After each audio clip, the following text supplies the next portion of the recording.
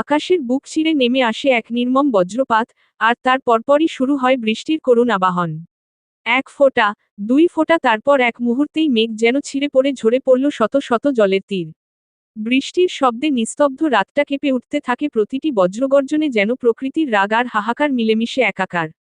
চারদিক অন্ধকারে মোড়া, কেবল মাঝে মধ্যে বিদ্যুতের ঝলকে উদ্ভাসিত হয় পৃথিবীর ভীত চেহারা। জানালার কাছে টুপটাপ শব্দ তুলে ঝরে পড়ছে জল। রুম জুড়ে পিনপতন নীরবতা, একটা নিঃশ্বাসও যেন শব্দ করে উঠলে চারদিক কেঁপে উঠবে। ঘরের বাতাস থমকে আছে, তেমনি থমকে আছে ফারাহ। কোমরের উপর চাপটা ক্রমেই গাজা লিয়ে দিচ্ছে। ঘামে ভেজা কপালে লজ্জা আর অঙ্কের মিশেল। গলার কাছে যেন কিছু আটকে গেছে, কথা বেরোচ্ছে না ঠিকঠাক। তবু সমস্ত সাহস এক করে ফারাহ অনুনয় করে বলল, ছেড়ে দিন আল্লাহর ওয়াস্তে। কিন্তু তাসফিন শুনছে না। চোখে তার এক অদ্ভুত জেদ, ঠোঁটে এক অমম ব্যগ্রতা। বুকের ভেতর থেকে উথলে ওঠা নিঃশ্বাস ছুঁয়ে যাচ্ছে ফারার ঘাড়, যা লিয়ে দিচ্ছে রোমকূপ, গলিয়ে দিচ্ছে হৃদস্পন্দন। ফিসফিসিয়ে কানে কানে বলে উঠল, আসার আগে ভাবা উচিত ছিল। আর আসব না, এবারের মতো ছেড়ে দিন। Not possible. ফারাহ কাঁপছে ভয়, লজ্জায়, অপরাধবোধে নয়, এক অচেনা অস্থিরতায়। তার চোখে কুয়াশা জমছে, শরীরটা অবশ হয়ে আসছে।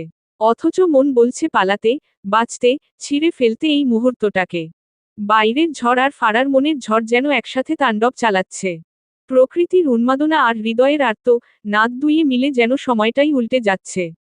বাতাসের গর্জন, জানালায় বৃষ্টির অবিরাম টোকা, আর ফারার ভেতরের ছটফটানি মিশে গেছে। ফারাহ হঠাৎই টের পায় তাসফিনের ডান হাত ধীরে ধীরে তার পিঠ বেয়ে ওপরে উঠছে, শিহরণ জাগিয়ে। মুহূর্ত পরেই জামার ফিতে টেনে খুলে দেয় সে। যেন সময় থেমে যায় এক পলকে। চমকে ওঠে ফারাহ, চোখ বড় বড় হয়ে যায়, ঠোঁট কেঁপে ওঠে অজান্তে। হৃদয় যেন বুকে আটকে পড়েছে, ধুকধুক ধুকপুক করে উঠছে অবিরাম, যেন নিজেই বুঝে গেছে অনিশ্চয়তার এক দুর্বোধ্য রেখা পার করছে সে। লজ্জা, অস্বস্তি আর আতঙ্ক। ফারার মন বিদ্রোহ করছে, পালাতে চায়, দৌড়ে গিয়ে লুকিয়ে পড়তে চায় কোনো অচেনা নিরাপদ কোণে। কিন্তু বাস্তবতা নিষ্ঠুর, শরীর জড়িয়ে পড়েছে এক অনিবার্যতায়। মুহূর্তের মধ্যে তাসফিন তাকে নিজের দিকে টেনে নেয়, পা উঁচু করে কোলে তুলে নেয় শক্ত করে। তার বাহুতে স্পর্শ করে, কোমরের চারপাশে সাপের মতো জড়িয়ে থাকা হিম শীতল স্নায়ু। ফারাহ যেন আরেকবার বিদ্যুতাহত হয়, চোখে বিস্ময়, কণ্ঠে চাপা আরতি, হৃদয় কাঁপুনি। তাসফিন বিছানার দিকে এগিয়ে যায় ধীরে ধীরে, আর এক মুহূর্তে তার থুতনিতে পড়ে এক ব্যথামিশ্রিত কামড়। এক অদ্ভুত উন্মাদনা, নেশামো কণ্ঠে ফিসফিস করে ওঠে তাসফিন। এতদিন ভালো রূপ দেখেছ, এখন খারাপটা দেখবে মিসেস শেখ। নিঃশ্বাস ভারী হয়ে এসেছে ঘরের বাতাসে। তাসফিনের চোখে তখন এক অচেনা উত্তাপ, আর সেই উত্তাপে যেন ছেকে যাচ্ছে ফারার শরীর। মেদহীন কোমল উদ্রে একের পর এক টুকরো টুকরো মর বসায় সে, অবদমিত ক্ষুধার মতো হিংস্র, প্রায় নিষ্ঠুর। ব্যথায় কেঁপে ওঠে ফারাহ, ঠোঁট চেপে ধরে রাখলেও গোঙানির শব্দ থামাতে পারে না। ব্যথায় ফারার হাত অজান্তেই উঠে যায়, তাসফিনের চুলে মুঠো করে চেপে ধরে সে, যেন নিজেকে কোনোভাবে রক্ষা করতে চায়। চোখ বেয়ে নেমে আসে চুপচাপ কান্না, মুখ না গুমরেই বিস্ময় ভেজে যায় বালিশের কোণা। অল্প কিছু সময় পরে নিঃশব্দেই ছেড়ে দেয় তাসফিন। নিস্পৃহ ভঙ্গিতে সে বিছানার উল্টো পাশে গিয়ে মুখ ফিরিয়ে শুয়ে পড়ে। ফারাহ ধীরে ধীরে পেটের কাপড় তুলে দেখে চামড়ার ওপরে লালচে ছোপ, কামড়ের দাগ, যেন তার শরীর নয়, আত্মাকে আছড়ে গেছে। আঙুল ছুঁয়ে দেখে সে দাগগুলো। ঘুমাও সুখ, বেসামাল হতে চাচ্ছি না শ্বশুর বাড়ি বলে কথা। আমাকে ম্যানুপুলেট করো না প্লিজ। অসহায় চোখে তাকায় সে, পাষণ্ড স্বামী তার। এত কিছু করে বলছে কিছু করতে চাচ্ছে না। এই অবাধ্য লেফটেন্যান্ট সাহেবকে নিয়ে সে কি করবে? Underscore underscore underscore underscore underscore underscore underscore underscore underscore underscore underscore underscore underscore underscore underscore. আকাশের বুক ছিঁড়ে বৃষ্টির ফোঁটা মাটি ছুঁয়ে যাচ্ছে। বিছানায় শুয়ে এদিক সেদিকে করছে স্নেহা। কিছুতেই ঘুম আসছে না তার। কৃষ্ণপুর থেকে বিকেলেই রওনা দিয়েছে সে। আরিয়ান তাকে নিয়ে এসেছে। আসার সময় শায়লা আহমেদ খুব কান্নাকাটি করেছেন। এটা মোটেও ভালো লাগেনি উনার। উদুম গায়ে বিছানার একপাশে শুয়ে আছে আরিয়ান। পিঠে অনেকগুলো দাগ দেখতে পাচ্ছে স্নেহা। চমকে উঠে সে, হকচকিয়ে গেল তৎক্ষণাৎ, বুকের ভেতরটা মোচড় দিচ্ছে তার। এগুলো কি? কাপা হাতটি পিঠে রাখতেই ফিরে তাকালো আরিয়ান। ঘাবড়ে গেল স্নেহা, আমতা আমতা করে বলল, আপনার পিঠে ওসব কি? চাদর টেনে নিজেকে ঢেকে নিল আরিয়ান। মলিন হেসে বলল, এলা, জি। কিঞ্চিত অবাক হলো আরিয়ান। এলা, জি অথচ ডক্টর দেখাচ্ছে না কেন? আইধাই করে ফের শুধোয় স্নেহা। আপনি কি ডক্টর দেখাননি? আরিয়ান স্নেহাকে চিন্তিত দেখে অবাক হলো। স্নেহা কি তাকে নিয়ে কিছু অনুভব করছে? তার মনে কি অনুভূতি তৈরি হচ্ছে আরিয়ানের জন্য? কি হলো চুপ কেন বলুন? ক্রিম ইউজ করি। স্নেহা চটজলদি বলে উঠে। কোথায় রেখেছেন দিন আমি লাগিয়ে দিচ্ছি। আরিয়ান আরও এক দফা চমকে উঠে। আঙ্গুলের ইশারায় টেবিলের ড্রয়ার দেখালো। স্নেহা উঠে গিয়ে ড্রয়ার থেকে ক্রিম নিয়ে এলো। এতক্ষণ যত্ন নেওয়ার কথা ভাবলেও এখন বেশ লজ্জা লাগছে তার। বুক ভর্তি নিঃশ্বাস টেনে বলল, ঘুরে বসুন। আরিয়ান এক মুহূর্ত অপেক্ষা করল না। ঘুরে বসল। লাইটের আলোয় আরিয়ানের ফর্সা পিঠ দেখতে পাচ্ছে স্নেহা। সুদেহী পুরুষ। আকস্মাৎ গলা শুকিয়ে আসছে তার। এলোমেলো দৃষ্টি ফেলছে এদিক ওদিক। কম্পিত হাতে ক্রিম নিয়ে একটু একটু করে লাগিয়ে দিতে লাগলো আরিয়ানের পিঠে। পুরুষ মানুষ আরিয়ান, নিজের অনুভূতিগুলো চেপে রাখা বড্ড কষ্টের। ঠোঁট গোল করে নিঃশ্বাস ছাড়ছে সে। স্নেহা পিটপিট চোখ করে তাকাচ্ছে তার দিকে। ক্রিম লাগানো শেষ হতেই সরে এলো সে। ড্রয়ারে রেখে দিল আবার। হাত ধুতে ওয়াশরুমের দিকে যেতে যেতে বলল, আমি ওয়াশরুম থেকে আসছি। আরিয়ান দুদিকে মাথা দুলিয়ে সম্মতি জানালো। ওয়াশরুমে যেতেই স্নেহার ফোনটা বেজে উঠল। আরিয়ান চেক করে দেখে ফারাহ কল করেছে। স্নেহা ভাবি কল করেছে। আসছি আমি। আরিয়ান উঠবেই ঠিক তখনই ওয়াশরুম থেকে বিকট শব্দ শুনতে পায়। আতকে উঠে সে। স্নেহা ঠিক আছো তুমি? উফ। স্নেহার গোঙানির আওয়াজ শুনে অন্তরা তোত্তা কেঁপে উঠল আরিয়ানের। সে অপেক্ষা করল না তার বাইরে আসার। দরজা ধাক্কিয়ে ভেতরে প্রবেশ করে। বাথটাবে পড়ে আছে স্নেহা। হাত ধুয়ে ফিরে আসতে উল্টো ঘোরা মাত্রই পা পিছলে পড়ে গেছে। ভিজে জবুথবু অবস্থা তার। অনাকাঙ্ক্ষিতভাবেই তার শরীরের অনেক অংশই দেখা যাচ্ছে। চোখ এড়ালো না আরিয়ানের। চমকালো সে, নিঃশ্বাস ভারী হলো তার। হিতাহিত জ্ঞান হারানোর উপক্রম হয়েছে। কাপা হাত জোড়া বাড়িয়ে দিল স্নেহা। আরিয়ান হাত স্পর্শ করতেই উঠতে নিলে ফের পিছলে যায় স্নেহা। এবারেও পড়ে গেল সে। তবে এবার সে একা নয়, আরিয়ান তার উপর ফিচলে পড়ে। অনাকাঙ্ক্ষিতভাবেই জনের ওষ্ঠ জোড়া একে অপরকে ছুঁয়ে যায়। থমকে গেল স্নেহা, পিটপিট চোখ করে তাকালো সে। আমি। আরিয়ান অপেক্ষা করে না কিছু শোনার। পরপর চুমু এঁকে দিল স্নেহার ঠোঁটে। আরিয়ানের একটুখানি স্পর্শে মুচড়ে যাচ্ছে স্নেহা। নিঃশ্বাস ভারী হয়ে আসে তার। লজ্জায় তাকাতে পারে না সে। ফিসফিস করে বলে, নট ব্যাড। ঝট করে কোলে তুলে নিল স্নেহাকে আরিয়ান। নট ব্যাড দ্বারা ঠিক কি বুঝিয়েছে তা বুঝতে পারল না স্নেহা। তার প্রশ্নবিদ্ধ দৃষ্টি দেখে হেসে ফেলে আরিয়ান। লজ্জায় সেটিয়ে যায় Sneha. Underscore underscore underscore underscore underscore underscore underscore underscore underscore underscore underscore underscore. নির্জন এক অন্ধকার ঘরে জ্ঞান ফিরল সাইফুলের। চোখ দুটি যেন পাথরের মতো ভারী, সামনের দৃষ্টিটা ঝাপসা হয়ে আসছে বারবার। দেওয়ালের পাশ ঘেঁষে পড়ে থাকা তার শরীরের প্রতিটি স্নায়ু ব্যথায় কেঁপে উঠছে। ধাতস্থ হতে প্রায় ঘন্টা খানেক সময় লেগে গেল। ধীরে ধীরে বুঝতে পারল এটা কোনো সাধারণ ঘর নয়, এ যেন একটি বন্ধ গোডাউন, যেখান থেকে মুক্তির পথ নেই। হাত পা শক্ত করে বাঁধা। চারপাশে ধুলো আর স্যাঁতস্যাঁতে গন্ধ। নিঃশব্দ সেই ঘরের নিস্তব্ধতা ভেঙে হঠাৎই সে টের পেল সে একা নয়। চোখ তুলে সামনের ছায়ামূর্তির দিকে তাকাতেই হৃৎপিণ্ডটা যেন এক লাফে গলার কাছ পর্যন্ত উঠে এলো। নিঃশব্দ, ভাবলেশীন ভঙ্গিমায় এক কোণে বসে আছে নিহাল। নিহাল, যার নামেই ভয় মিশে থাকে সাইফুলের বুকের ভিতর। সেই চাহনি, সেই নিস্তব্ধ রোষ, যেন নিঃশব্দেই বলে দিচ্ছে আজ রেহাই নেই। পিলে চমকে উঠল সাইফুল। মনে হলো, এই অন্ধকার ঘরটাই তার কবর। মৃত্যু কি তবে এতটা নিঃশব্দ হয়? বাধা অবস্থাতেই সাইফুল গলা নিচু করে, কিন্তু কণ্ঠে ভয় আর উত্তেজনার মিশেলে হিসহিসিয়ে বলে উঠল, এখানে কেন এনেছ আমাকে? তুমি ভাবছ না নূপুরের কি হবে? তার স্বর যেন এক বিষণ্ণ করুণ সুরে কাঁপছে, চোখে অঙ্কের ছায়া, কিন্তু তাতেও লুকানো এক আশার, যদি কিছু বোঝানো যায়, যদি হৃদয় গলে যায়। কিন্তু সেই কথার জবাবে নিহালের ঠোঁটে ফুটে উঠল এক নিষ্ঠুর, নির্মম হাসি। একবারে শব্দ করে হেসে উঠল সে, যেন সাইফুলের উদ্বেগটাই তার জন্য নিছক প্রহসন। তার হাসির রেশ না মুছতেই তাচ্ছিল্যের সুরে বলল, ভাই রে ভাই, তুই নাটক কাকে দেখাস? লাহা রামি, নাট্যকার কোথাকার। তুই যে আসলেই সাইফুল না সেটা আমরা জেনে গেছি। তার চোখে আগুনের মতো ঘৃণা, আর মুখের কথায় এক বিদ্রূপ যা হৃদয় ছিঁড়ে ফেলতে পারে নিমিষেই। নিহাল, এটা কিন্তু ভালো হচ্ছে না। কে বলেছে আমি সাইফুল না? আমি সাইফুল শেখ। অগ্নি দৃষ্টি নিবন্ধ করে নিহাল। রাগে চোয়াল শক্ত হয়ে আসে তার। সজোরে লাথি মারে সাইফুলের পেটে। চেয়ার সহ উল্টে পড়ে সাইফুল। ভালো না খারাপ তুই একটু পরেই বুঝতে পারবি। অপেক্ষা কর, তোর জম আসছে। আর সে আসার পরেই স্পষ্ট হবে তুই সাইফুল নাকি সাইমন।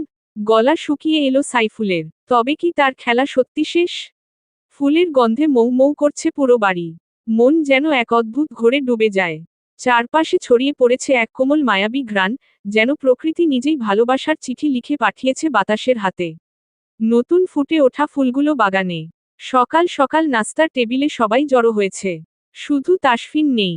ক্লান্ত পায়ে নিচে এলো ফারাহ। ফারাহকে দেখতেই জয়নাল আহমেদ শুধোয়, আম্মু তাসফিন কোথায়? চারিদিকে দৃষ্টি বলিয়ে ফারাহ লক্ষ্য করল সত্যি তাসফিন নেই। আরিফা আহমেদ একই টুনে ব্যস্ত হয়ে বলেন, ফারাহ যা মা তাসফিনকে তাড়াতাড়ি নিচে আসতে বল। চোখ দুটো আকারে বড় হয়ে গেল। সে যাবে? লোকটা যে পরিমাণে রূপ বদলায়। ফারাহ কবে যেন প্রাণ হারায়। আমি পারবো না, তুমি যাও। নূপুর নিচেই আসছিল, তাদের কথোপকথন শুনে সে বলল, আমি ভাইয়াকে ডেকে দিচ্ছি। এক পা সিঁড়ির দিকে দিতেই শুনতে পেল মাহিরের হাঁকডাক। নূপুর ছুটে গেল তার দিকে। আরিফা আহমেদ ক্ষিপ্ত মেজাজে বলে উঠেন, ফারাহ তুই কি যাবি? রাগে ফুঁসতে ফুঁসতে এগিয়ে গেল ফারাহ। মনে মনে আল্লাহকে ডাকছে সে। তাসফিনকে ভীষণ ভয় লাগে তার। লোকটা বড্ড জাদরেল।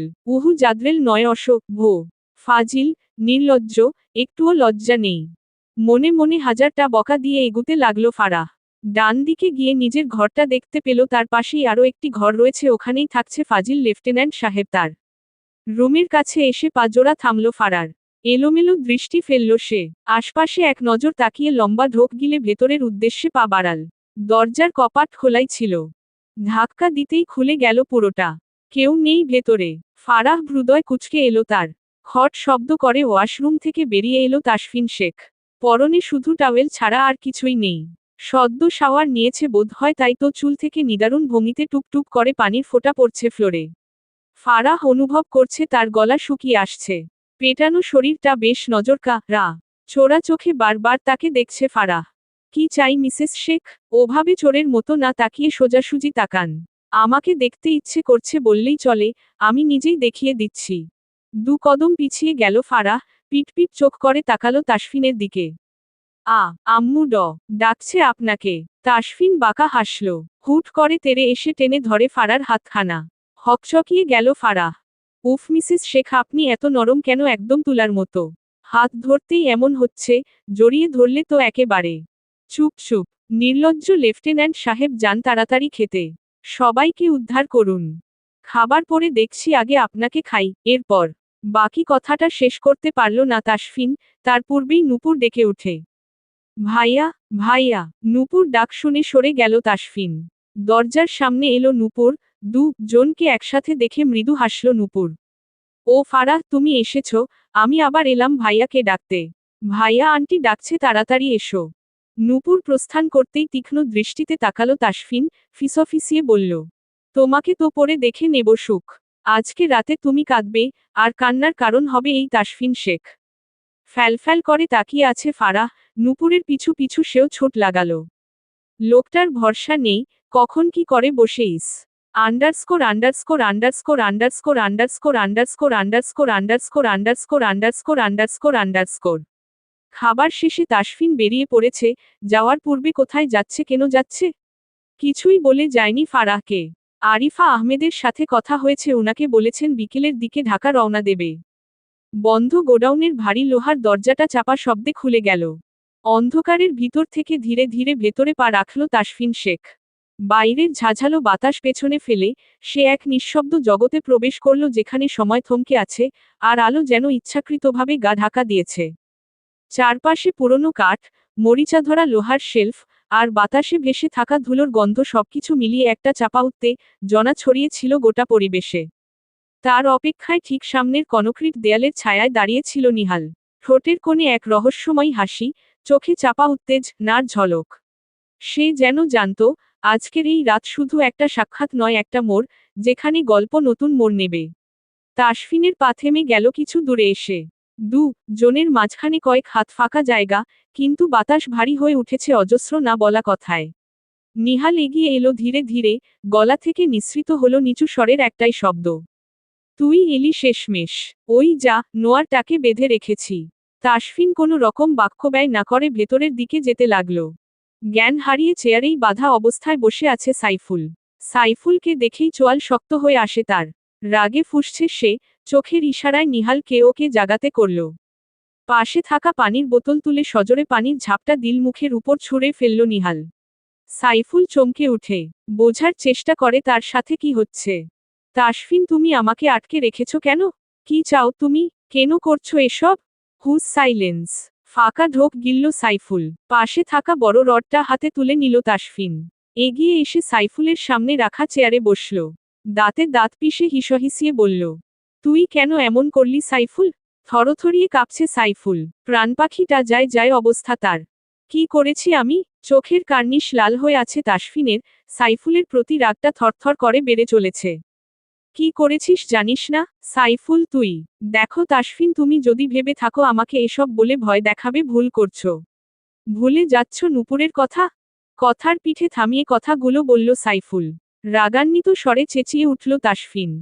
জানো, আরের বাচ্চা, তোর কি মনে হয় আমি তোকে আমার বোনের দ্বারে কাছে আসতে দেব? তোকে তো আমি। আকস্মাৎ হো হো করে হেসে উঠল সাইফুল। এতক্ষণে ভেতরে থাকা সব ভয় ডর উবে গেল মুহূর্তের মধ্যে। তার মধ্যে কোনো রকম অনুশোচনা নেই। হাসির শব্দ পুরো গোডাউনে ভেতর ছড়িয়ে পড়েছে। হিংস্র ভঙ্গিমায় বলে উঠে, আমি কি ভয় পাই তোকে তাসফিন? তুই আমাকে নূপুরের কাছে যাওয়া থেকে আটকাতে পারবি তো? হাত জোড়া থামে তাসফিনের। চোয়াল শক্ত করে দাঁড়িয়ে পড়ে সে। পাশে থাকা নিহাল ফুঁসছে রীতিমতো। সাইফুল ফের বলে উঠে, যেখানে নিজের বউয়ের কাছে যাওয়া থেকেই আটকাতে পারিসনি, সেখানে আমার বউয়ের কাছে যাওয়া থেকে আটকানোর তুই কে? বুকের ভেতর কেঁপে উঠল তাসফিনের। থমকে দাঁড়ায় সে, কলার চেপে ধরে ধরে। কসম আল্লাহর, আমি তোকে জবাই করে ফেলব সাইফুল। তাচ্ছিল্যের ভঙ্গিতে হাসছে সাইফুল। ফোনে ভিডিও আছে দেখ। যা তাসফিন, আগে নিজের বউকে দেখ। মাথা কাজ করছে না তাসফিনের, নিজের চুল খামচে ধরছে সে। নিহালের দিকে তাকিয়ে অস্থির কণ্ঠে বলল, ফোন কই ওর? ফোন দে নিহাল। পকেট থেকে ফোন বের করে এগিয়ে দিল নিহাল। কাপা হাতে দ্রুত গ্যালারিতে প্রবেশ করে তাসফিন। ভিডিও অনুসন্ধান করে অবশেষে পেল সে। নিস্তব্ধ রাতে ঘুমিয়ে আছে ফারাহ। চুপচুপ শুয়ে নেই সে, এদিক সেদিকে করছে মাঝে মাঝে। নড়াচড়ার কারণে শাড়ির অনেক অংশ সরে গিয়েছে, ফলস্বরূপ শরীরের অনাবৃত অংশগুলো দেখতে পাওয়া যাচ্ছে। প্রায় সব কিছু খোলামেলা। স্তম্ভ হয়ে গেছে তাসফিন। ফারাহ তাকে বলেছিল সে ফিল করতে পেরেছে কেউ একজন তাকে দেখছিল। সে বারবার বলেছিল রুমে কেউ ছিল। ফোনটা শব্দ করে নিচে পড়ে গেল। থমকে গেল তাসফিন। সে একটি বার যদি ফারার কথা বিশ্বাস করত। তাচ্ছিল্যের সেই হাসি আবারও কানে এলো তাসফিনের। ভাই, তোর বউ এত হট, কি বলবো? জাস্ট ফিদা হয়ে গেছি। শুধু আমি না, আমার সাথে সাথে তো সৌহার্দ্য ওর উপর ফিদা হয়ে গেছে। উফ মাইরি একবার হলেও ওর সাথে। জানো, আরের বাচ্চা। সপাটে লাথি দিয়ে উল্টে চেয়ার সহ ফেলে দিল নিহাল তাকে। কুত্তার বাচ্চা তুই, শেষমেশ ফারার দিকে। তোর তো বউ নেই, না হলে তোর বউটেও আদর করতাম নিহাল। সাইফুলের কথাগুলো কাটা দিচ্ছে নিহালের গায়ে। তাসফিন দাঁড়িয়ে আছে চুপচাপ। সে এখন যা করতে চলেছে তা কেউ ভাবতেও পারবে না। তুই আর যাই করতি, আমি তোকে বাঁচিয়ে রাখতাম সাইফুল। কিন্তু তুই আমার সবচেয়ে পার্সোনাল জিনিসের দিকে নজর দিয়ে বড্ড ভুল করে ফেলেছিস। চোখ উঠিয়ে তাকালো সাইফুল। নিহাল বোঝার চেষ্টা করছে তাসফিনের ভাবান্তর। তাসফিনের রাগ একমাত্র সেই দেখেছে। আজকে সাইফুলের সাথে ঠিক কি হতে চলেছে তা সে আন্দাজ করতে পারছে। নাম সাইমন, বহুরূপী এক। তোর ভাই সাইফুল যে আপাতত অস্ট্রেলিয়ায় বসে আছে। তুই ওর ছোট ভাই, তাই তো। নূপুরের সম্পর্ক হয় সাইফুলের সাথে, বিয়ে হয় সাইফুলের সাথে, অথচ সে অস্ট্রেলিয়া চলে যায় আর তার জায়গা নিলি তুই। তাসফিনের কথা শুনে চমকে তাকালো নিহাল। তার মানে ও সাইফুল নয় সত্যি? এর মানে নূপুরের সাথে এই লোকটা এত বছর ধরে অবৈধ সম্পর্ক করে চলেছিল? তাসফিন আবারও বলতে শুরু করল, মুখে প্লাস্টিক সার্জারি করানো হয়েছে, একমাত্র আমাদের ধোঁকা দেওয়ার জন্য।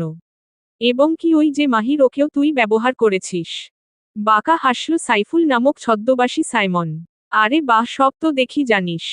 হাতে নেওয়া ছুরি দিয়ে কবজি কেটে দিল তাসফিন। গগন কাঁপিয়ে চিৎকার করে উঠল সাইফুল। লা, তোদের মতো পাচারকারী খুব বেশি দিন টিকতে পারে না। আগে তোকে শেষ করব, এরপর তোর অস্ট্রেলিয়ার ভাইকে। তোর এত সাহস আমার বোনের সাথে এত বড় ধোঁকাবাজি করিস? তোত্তার বাচ্চা। কথাটা বলেই ধারালো লম্বা রিটাই তুলে নিল তাসফিন। হ্যালো, শেষ সব কিছু শেষ আরিয়ান। নিহালের ফোন পেয়ে প্রথমে চমকালো। কিন্তু সব শেষ শুনে আঁতকে উঠে সে। কি হলো নতুন করে, কি হয়েছে বলবি প্লিজ? সাইফুল। কি বলছিস তুই? মানে সাইমন। বিস্ফোরিত কণ্ঠে শুধোয় আরিয়ান। নিহাল তপ্ত নিঃশ্বাস ফেলে বলল। হ্যাঁ, সেদিন যখন তাসফিনকে কৃষ্ণপুরে গুলি করা হয় ওটা আর কেউ নয়, সৌহার্দ্য করেছে। আর সৌহার্দ্যকে এটা করতে বাধ্য করেছে সাইমন, মানে যাকে আমরা সাইফুল হিসেবে চিনি। কথায় আছে না, পাপ বাপকেও ছাড়ে না, সৌহার্দ্যের সাথে এটাই হয়েছে। অন্ধকার কারাগারের পিছনে আজকে তার জায়গা। হৃদয় কুঞ্চিত করে নিল আরিয়ান। এখন কোথায় সাইমন? বাঁকা হাসল নিহাল, রহস্যময় কণ্ঠে বলে। ওর অবস্থা তাসফিন এমন করেছে সে বারবার রবে। পদে পদে রবে। আরিয়ানের নূপুরের কথা ভাবতেই বুকটা ধক করে উঠল। কিন্তু নিহাল, আমাদের নূপুরের কি হবে? নূপুরের কথা মাথায় আসতেই বুকের ভেতর মোচড় দিচ্ছে নিহালের। সে সত্যি জানে না এসব কিছু জানার পর তার ঠিক কি অবস্থা। আমি সত্যি জানি না আরিয়ান, কি করে বলবো সবটা। আরিয়ান আবারও তপ্ত নিঃশ্বাস ফেলল। উকি দিয়ে দেখল স্নেহা বিছানায় ঘুমিয়ে আছে। বারবার এদিক ওদিক করছে। নিহাল, তুই আমাকে আপডেট দিতে ভুলিস না। আখিকার আমিও জানতে চাই শেষমেশ মাস্টার মাইন্ডের কি হয়। Okay, underscore underscore underscore underscore underscore underscore underscore underscore underscore underscore underscore underscore underscore underscore আমার পেজ ফাহানা নিজম ফারহানা নিঝুম। পৃথার আজকে ভীষণ জ্বর এসেছে, অবশ্য এই জ্বরের কারণ নিহাল আর তার ছোট চাচি সুবর্ণা। এই যে রাতবিরেতে অবাক করে দিয়ে বলেছে পৃথার জন্য পাত্র দেখা হচ্ছে। খুব শীঘ্রই একটা ভালো খুঁজে মেয়েটাকে বিয়ে দিয়ে। কথাটা জানার পর থেকে কেঁদে কেঁদে অবস্থা খারাপ মেয়েটার। যাকে ভালোবাসে তাকে ছাড়া অন্য কাউকে আপন করার কথা দুঃস্বপ্নেও ভাবতে পারে না মেয়েটা। বার কয়েক কল করেছে অথচ লোকটা ফোন ধরেনি। জ্বরের গা পুড়ে যাচ্ছে তার। জানালার কাছে বসে বসে গুন গুন পৃথা। চোখের জলে ভাসিয়ে দিলাম মনের ঠিকানা। খেয়াল স্রোতে চাইলে তুমি অন্য মোহনা। তোমার সুখ ব্যথার জোয়ার, এ বুকে ডাকব। শুধু তোমারই থাকব। আমি তোমারই থাকব। আমি তোমারই থাকব। আমি তোমারই থাকব। অন্ধকারে ঢাকা বাড়িটির ভেতরে দাঁড়িয়ে ফারার বুকের গভীরে এক অজানা শীতলতা নেমে এলো। যেন হঠাৎ করেই পরিচিত পৃথিবীটা বদলে গেছে। শহরের ব্যস্ততা পেরিয়ে যখন সে ঢাকায় পৌঁছায়, তখন মনে হয়েছিল নিঃসঙ্গতা আর হবে না। কিন্তু বাস্তবতা তার ঠিক উল্টো। নিহাল কথা দিয়েছিল, বিকেলের মধ্যেই তাসফিন থাকবে, সবার আগে। অথচ সিঁড়ির ধাপে ধুলো জমে আছে, দরজার সামনে পড়ে থাকা শুকনো পাতাগুলো স্পষ্ট করে দেয় অনেকক্ষণ কেউ ঢোকেনি এখানে। চারপাশে ঘন নীরবতা, বাতাসটাও যেন স্তব্ধ। দেয়ালের গায়ে সা ফেলে রেখেছে নিঃসঙ্গতা। সবকিছু কেমন ঘুটঘুটে অন্ধকারের ছায়ায় আচ্ছন্ন। জানালার কাছে পড়া ম্লান চাঁদের আলোয় ঘরগুলো হয়ে উঠেছে এক একটা নিঃশব্দ আতঙ্কের কোষ। ড্রয়ারে হাতড়াতে হাতড়াতে ফারাহ অবশেষে মোমবাতিটা খুঁজে পেল। নিঃশব্দ ঘরের বুকে সে যেন একমাত্র জীবন্ত সত্তা। চুপচাপ গুণ ধরিয়ে মোমবাতিতে আলো লাল সে। মোমবাতির আলোয় ঘরের প্রতিটা জিনিস নতুন রূপে ধরা দিল, চেনা সোফাগুলো, জানালার পর্দা, দেয়ালের ঘড়িটা দেখল। রাত 12:30 ছুঁই ছুঁই। বাড়ির সদস্যরা নেই, কেন নেই তাও জানে না ফারাহ। নূপুর, ঝুমুরকে সঙ্গে আনেনি নিহাল। ওরা নাকি কাল আসবে। সিঁড়ির প্রতিটি ধাপে পা ফেলার সময় ফারার মনে হচ্ছে কিছু হবে। অন্ধকারে মোমবাতির কাপা আলো হালকা। দরজা খুলে রুমে ঢোকার সঙ্গে সঙ্গে হঠাৎই বুকের ভেতর কেমন এক মোচড় দিয়ে উঠল, মনে হলো যেন কেউ ঠিক তার পেছনে দাঁড়িয়ে আছে। পিছন ফিরবার আগেই কোমরের চারপাশে জড়িয়ে এলো দুই বাহু। ফারাহ থমকে গেল। সেই স্পর্শ, সেই উষ্ণতা ভুল হবার উপায় নেই। ভেজা শরীরের গন্ধ মিশে যেতে লাগলো বাতাসে। তার শরীরের তাপ, পোশাক ভেদ করে পৌঁছে গেল ফারার গভীরে। কাঁপতে কাঁপতে ফিসফিস করে সে বলল, লেফটেন্যান্ট সাহেব। তাসফিনের নিঃশ্বাস ঘাড়ে পড়ছে জ্বলন্ত এক ধরনের উষ্ণতা। শব্দহীন অথচ প্রবল উপস্থিতি দিয়ে সে মিশে যাচ্ছে ফারার অস্তিত্বে। ফারার দুটি হাত অনিচ্ছায় নড়েচড়ে উঠলেও তাসফিন যেন শোনে না কিছুই। ঘাড়ে এক নরম চুমু রেখে সে বলে ওঠে কাপা কণ্ঠে, কাদাতে এসেছি আজ নিজের মতো করে। ফারার চোখ বুজে আসে, শরীর থরথর করে কেঁপে ওঠে। ভিতরে, ছেড়ে দিন। সরি সুখ। আমার ছোট্ট একটা ভুল হয়েছে জান। তোমার কথাটা বিশ্বাস করা উচিত ছিল সেদিন রাতে। ফারাহ বুঝল না তাসফিনের কথার অর্থ। আলো ও অন্ধকারের মাঝে তৈরি এক অন্য রকম আবহে, তাসফিন হঠাৎই ছোট্ট একটি মসৃণ কাপড় তুলে নিজের চোখ বেঁধে নিল। যেন অনুভূতিকে বাড়িয়ে দিতে চায়, চক্ষুর সীমা পেরিয়ে ছুতে চায় শুধু অনুভব দিয়ে। ফারাহ তখনও নিঃশব্দ, এক অদ্ভুত অবসতার মধ্যে। তার হালকা শরীরকে আলতো করে কোলে তুলে নিয়ে বসিয়ে দিল কাঠের কেবিনের উপর, যেখানে রাতের নিস্তব্ধতা প্রতিধ্বনি তোলে প্রতিটি নিঃশ্বাসে। তারপর মোমবাতির আলোয় দুলতে থাকা ফিতের গিট খুলে দিল তাসফিন ধীরে, স্থির হাতে। যেন কোনো প্রাচীন কিছুর খোলস খুলছে সে। বুকের ভেতর ধুকপুক করছে রমণীর। সফেদ রঙা শার্ট খুলে পরিয়ে দেয় ফারার বদনে, যেন তার সমস্ত অস্থিরতা ঢেকে দিচ্ছে তারই পরিধানে। প্রণয়ের এক আদান প্রদান, যেখানে গন্ধ, স্পর্শে বুনে যায় এক অপার্থিব বন্ধন। তবু অবাধ্য ছোঁয়ায় ফারার ভেতরে কেঁপে ওঠে সমস্ত অনুভব। কণ্ঠনালীর কাছে এসে জড়িয়ে যায় শব্দ, ভাষাহীন হয়ে পড়ে সে। ঠোঁটের কোণে জমে থাকা নিঃশ্বাসটুকু আটকে আছে। চোখ থেকে ধীরে সেই মসৃণ কাপড় সরিয়ে তাসফিন এবার ফারার দুটি নরম হাত জড়িয়ে বাঁধল, হালকা কিন্তু দৃঢ়। চমকে উঠল ফারাহ, চোখে বিস্ময়, ঠোঁটে কম্পিত প্রার্থনা। না প্লিজ। তাসফিন কানে কানে ফিসফিস করে, কণ্ঠে মাদকতা মেশানো কণ্ঠে বলে। শুধু একটু কাঁদবে আজ, আর কিছুই না। তার বুকের বাপাশে হৃদস্পন্দন যেন যুদ্ধ ঘোড়ার খুরের মতো ছুটে চলেছে অস্তিত্বের সবটুকু নিয়ে। শীর্ণ বদন খানি কোলে তুলে নিল সে। ভেজা শরীরের উষ্ণতায় একাকার করে দিল ফারাহকে। সেই উষ্ণতা স্পর্শ করল তার হাড়গোড় পেরিয়ে আত্মার গহীনেও। এগিয়ে গেল বিছানার দিকে, যেন নিঃশব্দ কোনো স্মরণস্থল। ফারাহকে শুইয়ে দিল মখমলি চাদরের ওপরে। শক্তপোক্ত, প্রশস্ত দেহের ভারে চাপা পড়ে গেল ফারার শীর্ণ, কোমল শরীর, দুইটি বিপরীত সত্তা, কিন্তু একটি স্পন্দনে বাঁধা। তার চোখ ধীরে ধীরে বুজে আসে, অবচেতনভাবে মিশে যায় সেই ছোঁয়ায়, যেটি ছিল ঘূর্ণিঝড়ের মতো বেপরোয়া, আবার সমুদ্রের মতো প্রশান্ত। ফারাহ বুঝে যায় কিছু অনুভবের ব্যাখ্যা নেই, কিছু মুহূর্ত ভাষার বাইরে। তাসফিন তখন ফিসফিস করে বলে, let me break you only to hold you closer. You are mine, in light, in darkness, in every breath. এতক্ষণে ফারাহ লক্ষ্য করেছে তাসফিনের হাতে লালচে তরল পদার্থ। র র তো জান প্লিজ ওয়ান্স মোর। আর এটা আমার রক্ত, র তে রঞ্জিত করব তোমায় মিসেস শেখ। অস্থির হয়ে উঠে ফারাহ, অস্থির ফারাহকে আরও অস্থির করে তুলে তাসফিন। নিজের অতি নিকটে, সব সীমা পার করে ভাসিয়ে দেয় সুখের সাগরে। Underscore underscore underscore underscore underscore underscore underscore underscore underscore underscore underscore underscore. তপ্ত দুপুর নেমে এসেছে শহরের ছাদে ছাদে। রোদ যেন আগুনের মতো ছড়িয়ে পড়েছে বাতাসে, দিগন্তের ওপার থেকে সূর্য গলিত সোনার মতো ঝরে পড়ছে প্রতিটি ইট পাথরের গায়ে। গাছের পাতাগুলো ক্লান্ত, নিস্তেজ, বাতাসের স্পর্শে পর্যন্ত কুঁকড়ে যাচ্ছে যেন। হাওয়া নেই, নেই কোনো শব্দ। দূর থেকে ভেসে আসছে একটা কাকের কর্কশ ডাক, একঘেয়ে আর বিরক্তিকর। ছাতা হাতে বেরিয়েছে ঝুমুর আর নবীন দুজনে। পথে পথিক কম, পিছালা রাস্তাগুলো কাঁপছে গ্রীষ্মের মরীচিকায়। মানুষগুলো যেন রোদ থেকে পালিয়ে বেড়াচ্ছে, আর ছায়া খুঁজে পাওয়া যেন আজ কোনো বিলাসিতা। এই দুপুরে সময়ও যেন ঘুমিয়ে পড়েছে, ঘড়ির কাঁটা চলছে। শুনো নবীন, আমার সামনের মাসে লাস্ট ইয়ারের এক্সাম আছে। তুমি আজকেই আমাকে বাড়ি পৌঁছে দাও। নবীন মন দিয়ে ঝুমুরের কথাগুলো শুনল। কিছ সময় ভেবে বলল, ঠিক আছে, আমি মায়ের সাথে কথা বলে বিকেলে বলছি। ভাবলে কিন্তু চলেছে না, আম্মু আজকে দুপুরে ফিরবেন। আমাকে যেতেই হবে। বিষয়টি বুঝতে পারছে নবীন। এই তো শেখ পরিবারের বাকি সদস্যরা একটু বাইরে গেছেন দুদিনের জন্য। আজকেই ফিরে আসবে, ঝুমুরকে যেতেই হবে। নবীন অমত করল না। বই পড়ুয়া মেয়েটা যে তাকে ভালোবাসে এটাই তার জন্য যথেষ্ট। আর কি লাগে, এখন তাকে পড়াশোনায় সুবিধা করে দেওয়া উচিত। Underscore underscore underscore underscore underscore underscore underscore underscore underscore underscore. দুপুর হয়ে এসেছে সেই কখন। এখনো ঘুম থেকে উঠতে পারেনি ফারাহ। মূলত ফারাহকে উঠতে দেওয়া হয়নি। হাতে ঝাপটে ধরে শুয়ে আছে তাসফিন। চোখ পিটপিট করে তাকালো ফারাহ। লোকটাকে যতবার দেখছে ততই রাতের কথাগুলো মনে পড়ে যাচ্ছে। এর আগে তো কখনো এমন ছিল না। তার উন্মাদনা সবকিছু অন্তরা তোত্তা কাঁপিয়ে তুলে ফারার। দৃষ্টি সরিয়ে জানালার দিক ফেলল সে। সূর্য এখন মাথার উপর, অথচ তারা এখনো ঘুমোচ্ছে। সে না হয় ঘুমোচ্ছে, কিন্তু ফারাহ, তাকে কেন উঠতে দেওয়া হচ্ছে না?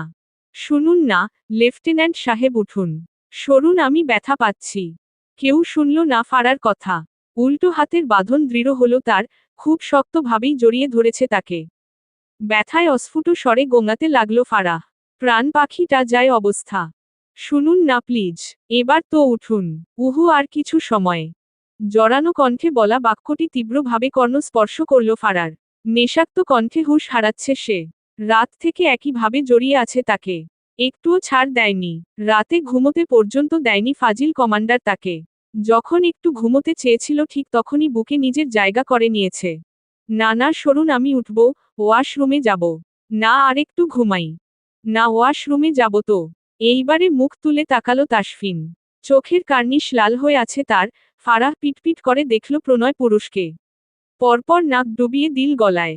লম্বা নিঃশ্বাস টেনে কিক্ষণ একইভাবে শুয়ে রইল। হাঁসফাঁস করছে ফারাহ। চট করে পাশের টাওয়েল তুলে কোমরে জড়িয়ে নিল তাসফিন। উঠে হাতে পাজা কোলে তুলে নেয় তার তুলতুলে, ফুটফুটে বউটাকে। পরনের সফেদ রঙা শার্ট এখন শুকিয়ে গেছে, যা বাকি রাতটুকু ফারার নাজুক বদনে লেপ্টে ছিল।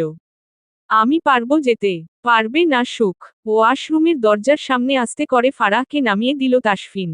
তাসফিনের দিকে তাকাতে পারছে না ফারাহ। এক টুকরো সাদা বস্ত্রে নিজেকে ঢেকে রেখেছে সুদর্শন পুরুষ। তাকে সম্পূর্ণ ভিন্ন রূপে দেখেছে ফারাহ। খুব কাছ থেকে, আদুরে আদুরে ভাব। উন্মাদতা তার অস্থির হয়ে বলা প্রতিটি বাক্য শুনেছে ফারাহ। দাঁড়িয়ে থাকা বড্ড মুশকিল। চট করে ভেতরে গিয়ে দরজাটা বন্ধ করে দিল ফারাহ। এলোমেলো চুলগুলো আরও একটু এলোমেলো করে দরজার দিকে তাকালো তাসফিন। ওষ্ঠপুটে খেলে চলেছে দুষ্টু হাসি। যে হাসিটুকু শুধু ঘড়ির কাঁটা টিকটিক শব্দ করে এগিয়ে চলেছে। বিকেল হয়ে এসেছে প্রায়। ফারাহ উঠে রান্নাঘরে গিয়ে চমকালো। ইতিমধ্যেই অল্প কিছু খাবার বানিয়ে ফেলেছে তাসফিন। সেগুলো টেবিলে রাখা আছে। চমকের পর চমক পাচ্ছে ফারাহ। লেফটেন্যান্ট কমান্ডার তাসফিন শেখ তো বড্ড রোমান্টিক আর ব্যাপরোয়া, তা বুঝতে আর বাকি নেই ফারার। ঠোঁটের কোণে দেখা মিলল অমায়িক হাসিটা। চলে আসুন মিসেস শেখ। নাজুক মেয়েটা ছোট ছোট কদম ফেলে এগিয়ে এলো। কাছাকাছি আসতেই আরও একটি অদ্ভুত কাণ্ড ঘটিয়ে বসল তাসফিন। চেয়ারের বদলে নিজের কোলেই টেনে নিল লজ্জায় আর্স্ট হওয়া প্রণয় কন্যাকে। থমকালো চমকালোও বটে ফারাহ। পৃথা খুব অসুস্থ, নিহাল সকাল সকাল তাকে দেখতেই গিয়েছে। বাড়িতে কেউ নেই, তার চাচা চাচি সেই ছেলেটাকেই দেখতে গিয়েছে, যার সাথে পৃথার বিয়ে ঠিক করেছে। ঘরে ঢুকেই দেখল বসার ঘরে এলোমেলো ভাবে বসে আছে পৃথা। চোখ মুখ কেমন শুকিয়ে গেছে মেয়েটার। মেয়েটা নিজের বড্ড অযত্ন করে। আচ্ছা নিহাল কেন পারছে না তাকে ভালোবাসতে? কেন পারছে না একটুখানি মনে জায়গা দিতে? দরজায় কড়া নাড়তেই হকচকিয়ে উঠে বসল পৃথা। চোখের সামনে নিহালকে দেখে পিলে চমকে উঠে তার। আপনি আপনি এখানে? নিহাল উপর নিচে মাথা দোলায়। জর্দগ্ধ শরীরে উঠে দাঁড়ালো পৃথা। চওড়া হেসে বলে, ভেতরে আসুন। ধীর পায়ে ভেতরে প্রবেশ করল নিহাল, সূক্ষ্ম নিঃশ্বাস ফেলে শুধোয়। চোখে মুখে এমন অবস্থা কেন? শুনলাম জ্বর এসেছে। নিহালের কথায় ভরকালো পৃথা। শুকনো ঠোঁট জোড়া আলতোভাবে ভিজিয়ে বড় আবদার করে বলল, আমার একটা আবদার আছে, রাখবেন? ভ্রু বাঁকালো নিহাল, সন্দিহান কণ্ঠে শুধোয়। কি আবদার? পৃথা নিজেদের মধ্যে দূরত্ব ঘুচিয়ে সাহস করে হাতটা ধরে নিহালের দাড়ি। অশ্রুসিক্ত নয়নে ফিসফিসিয়ে বলল, আমাকে বিয়ে করবেন নিহাল? আমার বিয়ে ঠিক হয়ে যাচ্ছে। কিন্তু আমি যে আপনি ছাড়া কাউকে কল্পনা করতে পারি না। আমার ভীষণ দম বন্ধ লাগে। প্লিজ আমাকে বিয়ে করে নিন। আমি কখনো স্ত্রীর অধিকার চাইব না, শুধু আপনার সাথে থাকতে চাই দাঁড়ি। আপনার আশেপাশে থাকতে চাই উদ্ধৃতি চিহ্ন। কর্ণ গোচরে বাক্যগুলো স্পর্শ করা মাত্র ছিটকে দূরে সরে এলো নিহাল। মাথা খারাপ হয়ে গেছে তোমার? কি আজেবাজে কথা বলছো? উদ্ধৃতি চিহ্ন। প্লিজ প্লিজ আপনি আমাকে বিয়ে করে নিন। আমি কথা দিচ্ছি কখনো আপনার কাছে ভালোবাসা চাইব না। নিহাল আশ্চর্য হচ্ছে, শরীর কাঁপছে তার প্রচণ্ড রাগে। কিরমিরিয়ে বলল, আমার ভুল হয়েছে এখানে আসা। আমার মোটেও আসা উচিত হয়নি। কথাটা তীরের ফলার মতো বুকে এসে বিঁধে পৃথার। কিন্তু নিহাল তা দেখে না। রাগ নিয়ে বেরিয়ে গেল দরজা থেকেই। ফ্লোরে বসে হো হো শব্দে কেঁদে উঠে মেয়েটা। একতরফা ভালোবাসাগুলো এত কষ্টের হয় কেন? Underscore underscore underscore underscore underscore underscore underscore underscore underscore underscore underscore underscore underscore underscore underscore. গাড়ি চলছে আপন গতিতে অবিরাম, অকুতোভয়ে। পথের ধারে জমে থাকা ধুলোবালি। চাকা ঘূর্ণায়মান, বাতাসে উড়ে যাচ্ছে ধুলোর পর্ত, পেছনে রয়ে যাচ্ছে অস্পষ্ট এক স্মৃতি মাখা রেখা। জীবনের মতোই, এই চলার মাঝে কোথাও কোনো থেমে থাকার নাম নেই। আকাশে সূর্য যেন এক নীরব সাথী, তার আলোয় গাড়ির ধাতব গায়ে পড়ছে সোনালি ঝিলিক। চারপাশে নীরব প্রকৃতি, মাঝে মাঝে এক আধটা পাখির ডাক, আর রাস্তায় সেই গাড়ির একটানা গতিতে। কোথায় যাওয়া হচ্ছে জানা নেই ফারার। এই তো সকালের খাবার শেষ হতে না হতেই তাকে নিয়ে বেরিয়ে পড়েছে তাসফিন। বলছেই না কোথায় যাচ্ছে। আপনি কোথায় নিয়ে যাচ্ছেন আমাকে? জাহা, ন নামে। তাসফিনের প্রত্যুত্তর শুনে ঘাবড়ে গেল ফারাহ। একটু ভালো করে কথা বলতে পারেন না? এমন করেন কেন? কাছে আসো, এত ভালো করে কথা বলবো যে কেঁদে ফেলবে। মুখখানি চুপসে গেল ফারার, মিনমিনে গলায় বলল। সদা এমন করেন কেন আপনি? হৃদয় কুঞ্চিত করে তাকালো তাসফিন, প্রশ্নবিদ্ধ চোখে শুধোয়। কেমন করি? প্রত্যুত্তরে কিছু বলল না ফারাহ, চুপটি করে বসে রইল। কোথায় যাচ্ছে তা জানা নেই, কিন্তু যেতে যেতে এই সফরটা তো একটু উপভোগ করাই যায়। জানালার কাচ নামিয়ে দিল ফারাহ। স্বচ্ছ আকাশটা তার সামনে ভেসে উঠেছে। কি সুন্দর চারিদিকটা। সারি সারি গাছপালা পিছনে ফেলে এগিয়ে চলেছে তারা। উফ, কিছু না করাতেই খালি বলে এমন করি। কিছু করলে তো রক্ষা থাকবে না। কথাটা বলেই চোখ টিপে তাসফিন। লজ্জা পেয়ে গেল ফারাহ। খুব বেফাস কথা বলে দুষ্টু কমান্ডার তার। Underscore underscore underscore underscore underscore underscore underscore underscore underscore underscore underscore underscore. Saiful বেঁচে নেই খবরটা ইতিমধ্যেই শেখ বাড়িতে ঝড় তুলেছে রীতিমতো। স্তম্ভ হয়ে বসে রইল নূপুর। নিঃশ্বাস যেন বন্ধ হয়ে আসছে তার। নিহাল এসেছে কিত সময় পূর্বে। তাসফিন নিজেই বলেছে তাকে এসে সবটা বলতে, এবং পরপরই যেন নূপুরকে সামলায়। তাকে সামলানোর দায়িত্ব তার। নিজের স্বামীকে নিজ হাতে শাস্তি দিয়েছে তারই ভাই। কেন এসব করেছে তাসফিন ভাইয়া? নিঃশ্বাস বন্ধ হয়ে আসছে রুবেনা শেখের। নিহাল একে একে সবটা বলল। কিভাবে সাইফুল সৌহার্দের সাহায্যে অস্ত্রোপাচা করেছে এত বছর ধরে। শুধু এসব নয়, আরও অনেক খারাপ কাজকর্মের সাথে যুক্ত সে। এবং কি সে ফারার সাথে ঠিক কি করেছে। কোনো কিছুই আর শুনতে পারছে না নূপুর। চটজলদি উঠে ছুটে চলে গেল নিজ কক্ষে, দরজাটা বন্ধ করে হাঁটু গেড়ে বসে পড়ল তৎক্ষণাৎ। চোখ বেয়ে গড়িয়ে পড়ছে অবাধ অশ্রুকণা। কাকে ভালোবেসেছিল সে? এমন একটা নিষ্ঠুর মানুষকে যে কিনা তার কথা বাদ দিক, তার ছোট্ট বাচ্চাটার কথাও ভাবেনি। বুকের ভেতরটা হো হো করে কেঁদে উঠল নূপুরের। গলা ফাটিয়ে চিৎকার করে উঠে সে। ড্রয়িং রুমে বসে থাকা প্রতিটি সদস্য কেঁপে উঠল তার কান্নায়। চমকালো নিহাল। রুবেনা শেখ, রিজওয়ান শেখ উপরের দিকে যেতে চাইলে বাধা প্রদান করে সে। আপনারা যাবেন না কেউ, কাঁদতে দিন ওকে। বুক ভার হয়ে আছে। একটু কাঁদলে চোখের পানির সাথে সাথে ভেতরের কষ্টগুলো বেরিয়ে আসবে। আমার মেয়েটার সাথে এমন না হলেও পারত। হো হো করে কেঁদে উঠলেন রুবেনা শেখ। স্ত্রীর কান্নায় বুকে ব্যথা অনুভব করছে রিজওয়ান শেখ। হঠাৎ করে কি হয়ে গেল তাদের পরিবারের সাথে? Underscore underscore underscore underscore underscore underscore underscore underscore underscore underscore underscore underscore. ঝিরি ঝিরি বৃষ্টি পড়ছে বাইরে, অবস্থা খুব একটা ভালো নয়। বাইরের ঝড় কিছুই নয় নূপুরের মনের ঝড়ের থেকে। ছোট্ট মাহিরকে বুকে জড়িয়ে চুপচাপ বসে আছে সে। বৃষ্টির প্রতিটি ফোঁটার সাথে সাথে নিজের চোখের পানিটা পড়ছে টপটপ করে। ঠক ঠক আওয়াজ হতেই চমকে উঠে নূপুর। বসে থাকা মাহির চট করে গিয়ে দরজাটা খুলে দিল। আঙ্কেল! নিহালকে দেখেই কোলে উঠে গেল মাহির। মৃদু স্বরে হাসল নিহাল, পেটে সুরসুরি দিয়ে মাহিরকে হাসাতে হাসাতে অস্থির করে তুলল। আম্মু কোথায়? ভেতরে আছে। জানো আঙ্কেল, আম্মু খুব কাঁদছে, আমাকে বলছেও না কেন কান্না করে। আর বলছে আমার আব্বু নাকি আর কখনো আসবে না। বুকের ভেতর মোচড় দিয়ে উঠল নিহালের। ছেলেটা নিষ্পাপ, ছোট্ট একটা বাচ্চা। তার তো কোনো দোষ ছিল না। তবে কেন এমন হলো? কোনো কিছু জানা নেই তার। মাহির, নিচে নানু আছে, ওনার কাছে যাও। উনি কিন্তু তোমার জন্য দই এনেছেন। দইয়ের কথা শুনে চোখ দুটো চকচক করে উঠল মাহির। ত্রস্তবেগে ছুটে যায় নিচের দিকে। মলিন হাসে নিহাল। ভেতরে ঢুকে দেখে নূপুর একই ভঙ্গিতে বসে আছে। নিহাল ক্ষীণ দ্বিধা নিয়ে এগিয়ে গিয়ে বসল তার পাশে। নূপুর। হকচকিয়ে গেল নূপুর, ফিরে তাকালো তরিতে। চোখ মুখ কেমন ফ্যাকাশে হয়ে আছে তার। দীর্ঘ শ্বাস ফেলল নিহাল। জানো, জীবনে কিছু কিছু কঠিন মুহূর্ত আসে যখন আমাদের তা সামলে উঠতে সময় লাগে। কিন্তু তারপরেও সেই কঠিন মুহূর্তে আমাদের শক্ত থাকতে হয়। নিজেকে। তুমি যদি এভাবে ভেঙে পড়ো তাহলে মাহিরের কি হবে বলো তো? তুমি সাইফুলকে ভালোবাসো, তাই হয়তো ওর জন্য। না বাসি না ভালো। আমি ওই শয়তানের জন্য কাঁদছি না। আমি কাঁদছি মাহিরের জন্য। আমার ছেলেটা যেন অমন না হয়। চোখে হাসে নিহাল, নূপুরের পাশেই ফ্লোরে বসে পড়ে সে। লম্বা নিঃশ্বাস ফেলে বলল। আমি কখনো ভাবিনি সাইফুল এত নিষ্ঠুর একজন মানুষ। এতটা খারাপ, এতটা নীচ কখনোই ভাবিনি। ফারাহ আমাদের সবার খুব আদরের। আমি কখনোই ভাবিনি নরপি সাজ ওর দিকে এভাবে খারাপ নজর দিবে। হুস, চুপ যাও, কথা বলো না নূপুর। সবটা ভুলে যাও। ভুলে যাও সেই অয়তা নকে। ওরকম কেউ তোমার জীবনে ছিল, তাও ভুলে যাও। ফিরে তাকালো ঝুমুর, মুচকি হেসে বলল। ভুলে গেছি। সেই কখন? কষ্ট হচ্ছে খুব, না আফসোস হচ্ছে খুব। দুজনের মধ্যে পিনপতন নীরবতা। আকস্মাৎ সেই নীরবতা ভেঙ্গে নূপুর ফিসফিসিয়ে বলল, আচ্ছা আপনি আমার জন্য এখনো একা রয়ে গেছেন তাই না নিহাল ভাইয়া? আপনি আজও আমাকে ভালোবাসেন? থমকে রইল নিহাল। কিছু বলার মতো ভাষা নেই তার। কি করে বলবেন হ্যাঁ আমি আজকেও তোমাকে ভালোবাসি আগামীতেও ভালোবাসবো?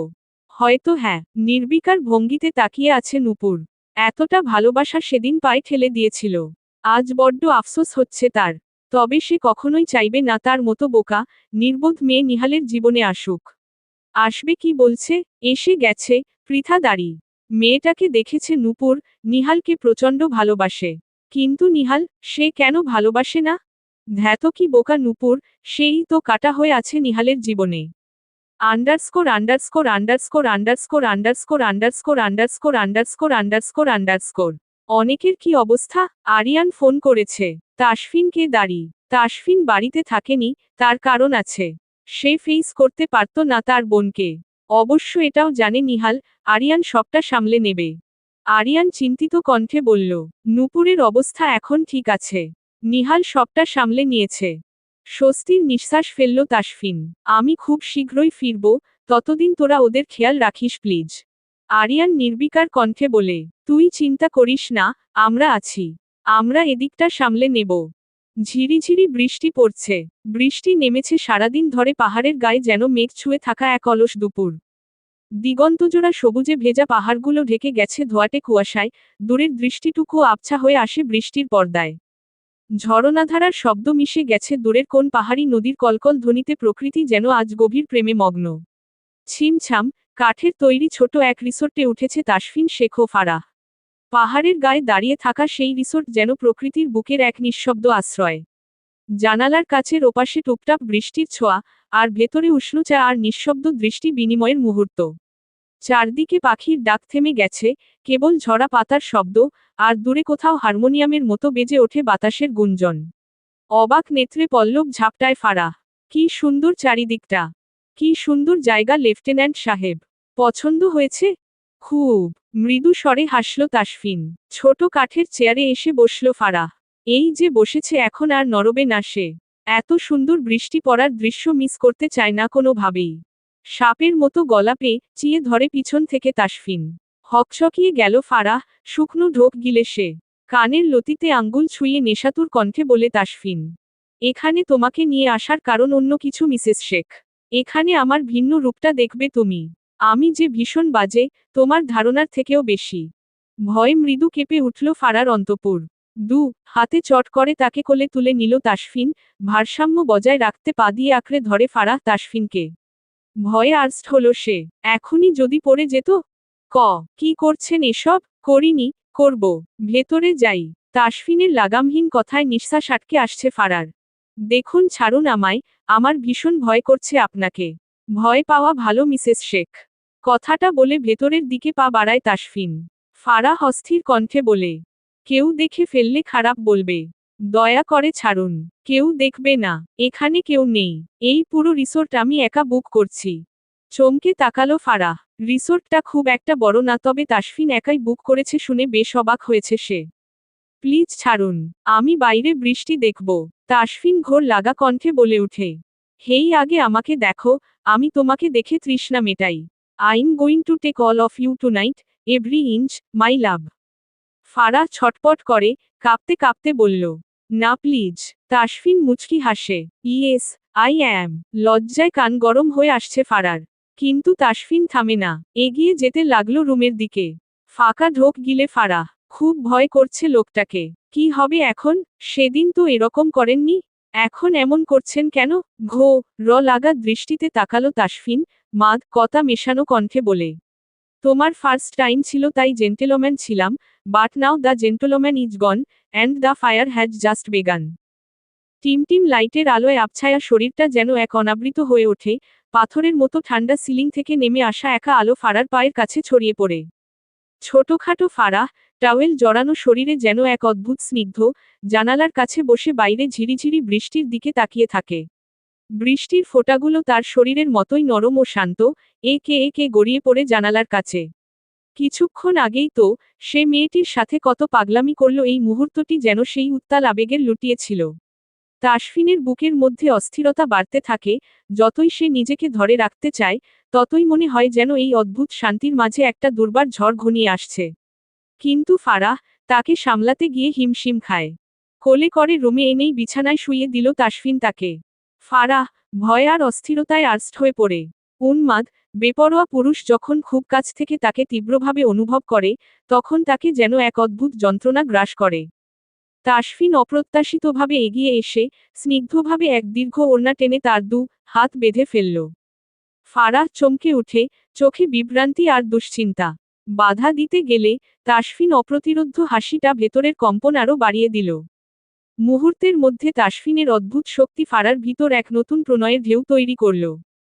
সে কেঁপে উঠল, তাসফিনের প্রতিটি স্পর্শ যেন তার বক্ষভাগে গভীরভাবে মিশে যাচ্ছিল, যেন সে এক মহাসমুদ্রে নিমজ্জিত। মুহূর্তের মধ্যে সেই শান্ত আর মিষ্টি ছোঁয়ার মধ্যে যেন একা গুঞ্জ লতে থাকে, আর ফারাহ অদ্ভুতভাবে নিজেকে সেই গুণের মধ্যে হারিয়ে যেতে দেখে। বিছানা ছেড়ে চাদর জড়িয়ে ফারার কাছে এগিয়ে গেল তাসফিন। চুপচাপ পিছনে গিয়ে বেতের সোফায় বসে হাতে ফারাহকে টেনে চাদরের ভেতরে নিয়ে নিল আলগোছে। হকচকিয়ে গেল ফারাহ, তবে তা ক্ষণিকের জন্য। শীত শীত করছে তার, তবে উঠে গিয়ে চাদর নিতে ইচ্ছে করছিল না। উষ্ণ ছোঁয়া পেয়ে সুরসুরি লাগছে ফারার, কিন্তু মুখ ভার করে বসে রইল একইভাবে। সুখ হোয়াট হ্যাপেন্ড? মুখটা ভার কেন? দুহাত মেলে ধরে তাসফিনের সামনে ফারাহ। লালচে দাগ পড়েছে হাতের দুধারে।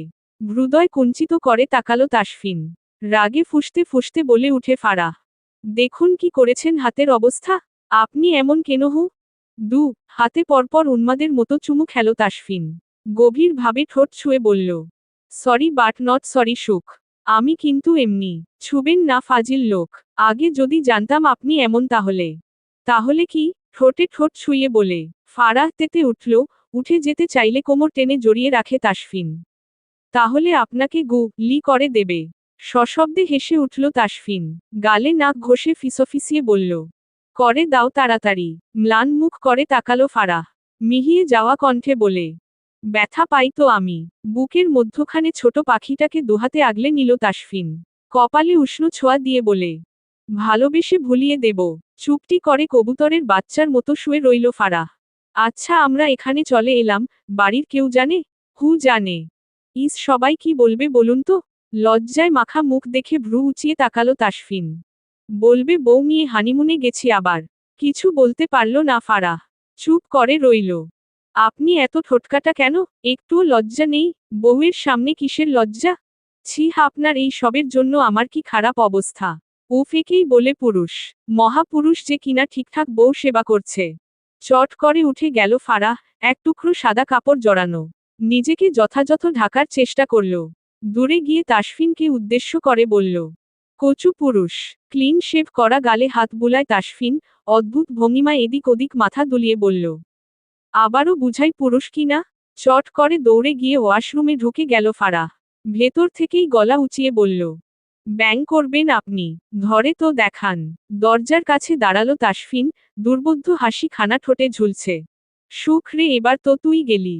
ভেতরে থাকা ফারাহ খিলখিলিয়ে হেসে উঠল।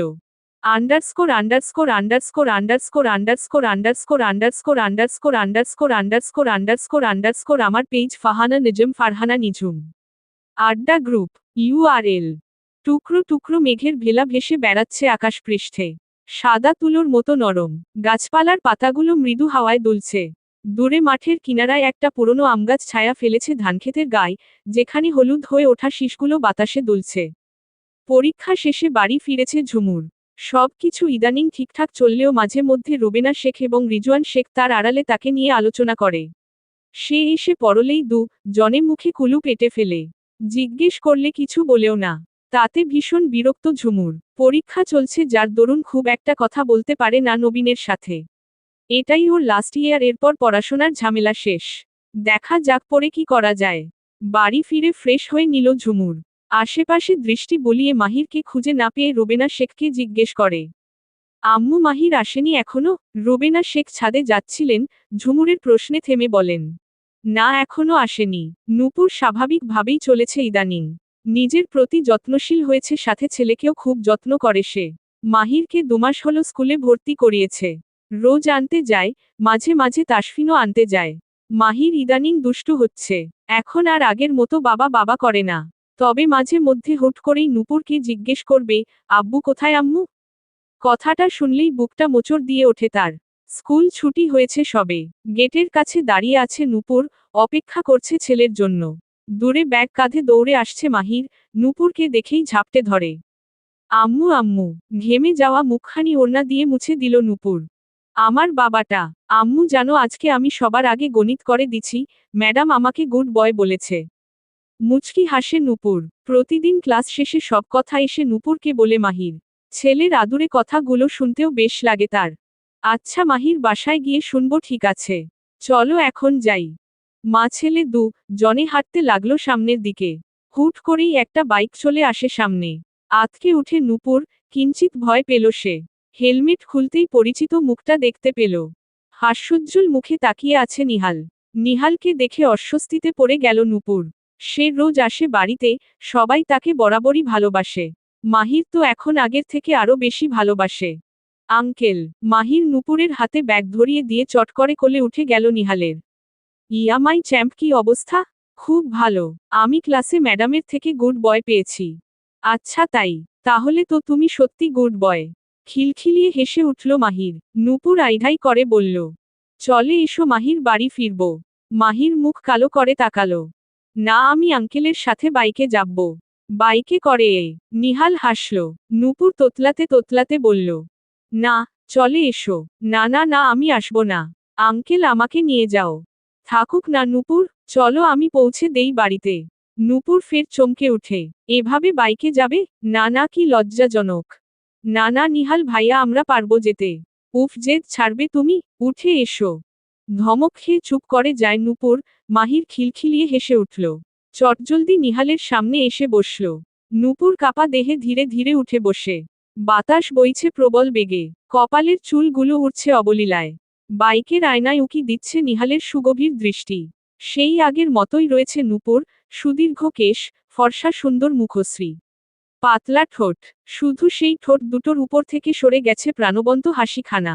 আদতেও কি কখনো সে পারবে সেই প্রাণবন্ত স্বচ্ছ হাসিখানা ফিরিয়ে দিতে? নিজের উপর মাঝে মাঝে ভীষণ রাগ হয় নিহালের। সে যদি সেদিন জোর করেই নূপুরকে বিয়ে করে ফেলত তাহলে বোধহয় এরকম করুণ অবস্থা হতো না মেয়েটার। নূপুর আইঢাই করে শুধোয়, আপনি পৃথার ফোন ধরছেন না কেন নিহাল ভাইয়া? ক্ষণিকের জন্য থমকে গেল নিহাল। কালকের পর থেকে পৃথার সঙ্গে কোনো কথা বলেনি নিহাল। এমনি মলিন মুখ করে বলল নিহাল। নূপুর চাপা দীর্ঘশ্বাস ফেলে বলে, মেয়েটা কিন্তু সত্যি খুব ভালো। আপনি চাইলে ওকে একটা সুযোগ দিতে পারেন। নিহাল কি করবে জানে না। আমার এই জীবনে আমি কাউকে সুযোগ দিতে চাই না নূপুর। নূপুরকে সকাল বেলায় পৃথা ফোন করে অনেক কান্নাকাটি করেছে। নিহাল তার সাথে কথা বলছে না। সে সবটা মেনে নিতে পারলেও এরকম কথা না বলা অবহেলাটুকু মানতে পারবে না। বাড়ির কাছে গিয়ে দাঁড়ালো নিহালের বাইক। মাহির নেমেই দৌড় লাগালো ভেতরের উদ্দেশ্যে। নূপুর চাপা স্বরে বলল, জানি না আপনি খুশি হবেন কিনা, কিন্তু আমি ভীষণ খুশি হব যদি আপনি পৃথাকে একটা সুযোগ দেন। মেয়েটার ভালোবাসায় কোনো কমতি নেই। নিজের থেকেও বেশি ভালোবাসে আপনাকে। আর অপেক্ষা করল না নূপুর, গুটি পায়ে ভেতরে চলে গেল। নিহাল নিশ্চুপ। সে কি জানে না পৃথা কেমন মেয়ে? এত অবহেলা করার পরেও ভালোবেসে যাচ্ছে। একটুখানি ভালোবাসা আশা করছে, অথচ নিহাল দিতে পারছে না। সে এক ব্যর্থ পুরুষ। Underscore underscore underscore underscore underscore underscore underscore underscore underscore underscore underscore underscore underscore underscore. শনিবার সকাল 9:30 ছুঁই ছুঁই। বেঘোরে ঘুমাচ্ছে ফারাহ। হুট করেই মুখের উপর তপ্ত নিঃশ্বাস ফেলছে। ঝাপসা ঝাপসা দৃষ্টিতে তাকানোর চেষ্টা করছে ফারাহ। মুখের সামনে আরও একটি মুখাবয়ব দেখে হকচকিয়ে গেল। কি করছেন লেফটেন্যান্ট সাহেব? চুমু চুমু ফিল পাচ্ছি তাই এসেছি। থতমত খেয়ে গেল ফারাহ। চকিতে উঠতে গিয়ে বুঝতে পারল ভারী শরীরটা তার উপর বিচরণ করছে। ছি লেফটেন্যান্ট সাহেব, আপনি এত লুচু হচ্ছেন কেন দিন দিন? ঠোঁটকা মোড়ে হাসল তাসফিন, দুদিকে মাথা দুলিয়ে ফিসফিসিয়ে বলল, দিন দিন আমার বউটা হট হচ্ছে তাই আমি লুচু হচ্ছি। আপনার এই অশ্লীল কথার জন্য আপনাকে ভাইরাল করে দেওয়া উচিত। সবার উচিত আপনার লুচুগিরি দেখা। তড়িঘড়ি করে উঠে বসল তাসফিন। উফ, সুখ আগে বলবা তো। তাড়াতাড়ি ভিডিও করো জান, দেখো আমি ঠিক কতটা অশ্লীল। এরপর দুজনেই ভাইরাল ঠিক আছে। শেষের কথাটা বলে চোখ টিপল তাসফিন। ফ্যালফ্যাল করে তাকিয়ে আছে ফারাহ। ঠোঁটকাটা জামাই তার, কোথায় পালাবে সে? নিজের বিয়ের কথা শুনে চমকে উঠে ঝুমুরের। সবে পরীক্ষা দিয়ে শেষ করেছে সে, তার মধ্যেই বিয়ে? ভাবতেই পারছে না কিছু।